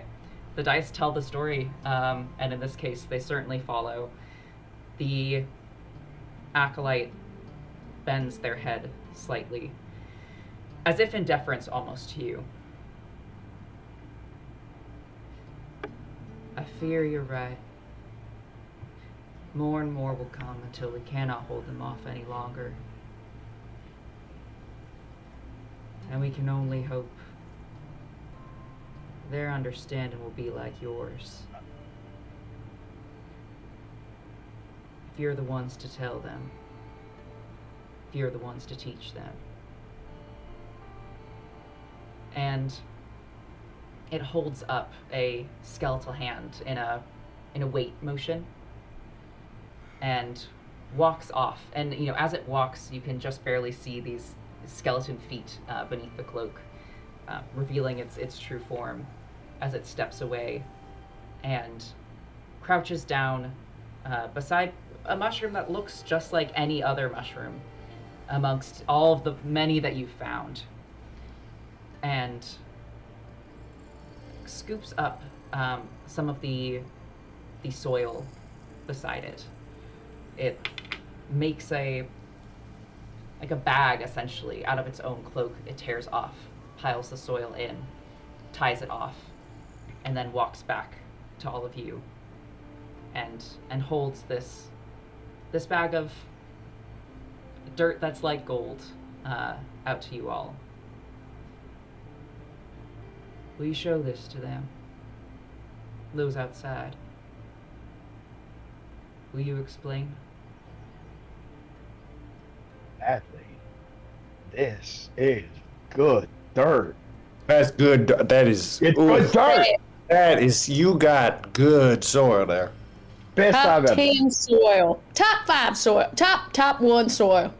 Is that nitrogen I smell? Oh, just excellent. I know nothing about soil, but I believe this is good stuff. It's rat time. It's rat You time. got it. Yes. Good kid, Tom. Tom's a good kid.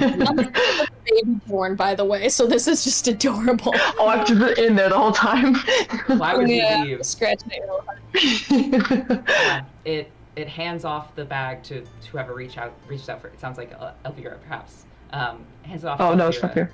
You do feel the slight resistance as you take it, like it hesitates, and then it lets go, and you hold it in your hands. I do want to ask you all, when you are permitted, unlike anyone before you, to leave this place with the treasure in your hand, do you do as the acolyte asks? Like, do you do your best to show the worth of this, and the worth of the sacrifice to the people outside the walls? Be honest. I will say, Tom absolutely tries his best, but he always, every time he tries to tell a story, gets lost about the mushrooms and just can't stop talking about how cool the mushrooms were. That feels right to me. Milo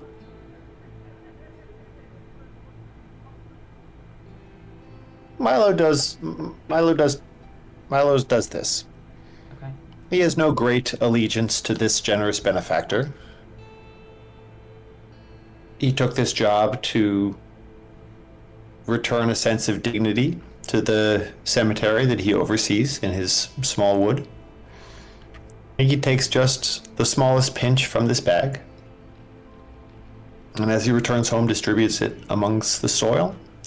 Not enough to transform the area, but a symbolic gesture, and one that he believes will do some good. And he just continues to do the work and care for the land and care for the people that inhabit the land. He does his best to replicate the cinnamon rolls that he had in Tinderdale, but they're never quite right. And as we established at the beginning, he's already sort of living on borrowed time. And he wakes up one day and realizes that it's time. So he gathers a pack and he puts in it cartographer's tools and an herbalist's kit and flint and bedding and all of the things that kept him going on his adventures over the last several decades of his life. And he gets back on the train and he walks the 6 miles, returns to the town. That morning he has one last cinnamon roll. He's not even able to finish it. He has just a couple bites and it's perfect. He hands the pack to Marilyn and tells her that if she wants, there's everything in there that she'll need to venture out and carve a life for her wherever the winds lead her. And then I think he returns to his nameless skeletal friend for whatever adventure comes next. All right. Elvira, how about you? And on the train,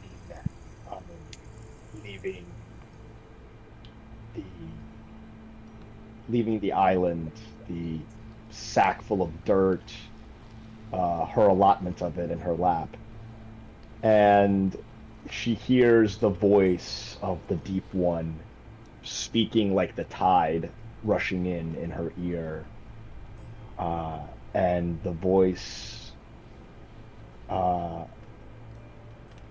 comes down on me hard.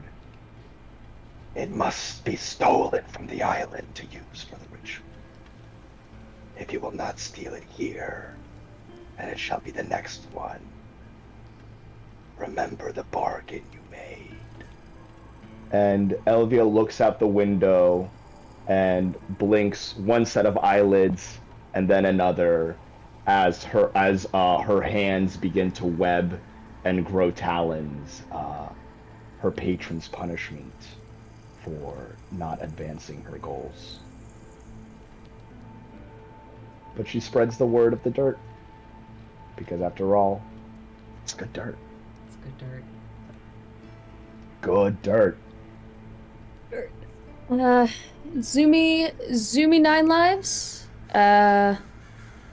folkloric hero, decades and decades of adventure, does what he does best, which is through a good old story, seasoned with a little extra here and there to make sure that people really listen when they sit around that campfire at night, about this great land where mushrooms grow tall as houses, and everything you eat is sweet as morning sunshine. And he makes sure to just pepper in enough truth to get people into it, while also really amping up this idea of everybody needs a good story, a land of plenty to seek out. And he goes to the various islands that he can, and when all that gold is spent on those train tickets, he realizes he doesn't know where to go. He doesn't have a desire to keep roughing it and seeking, because he's finally figured out where he wants to end up. So he takes the train back one last time, trudges the 6 miles. Trudge isn't the right word. Basically, he frolics. He goes finds Day.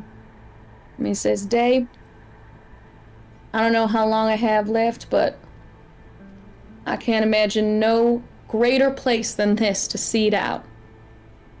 I also have a bit of a way with Sylvan, and so if there's anything I can do to support you as a liaison, support the Acolytes, I would humbly like to do so.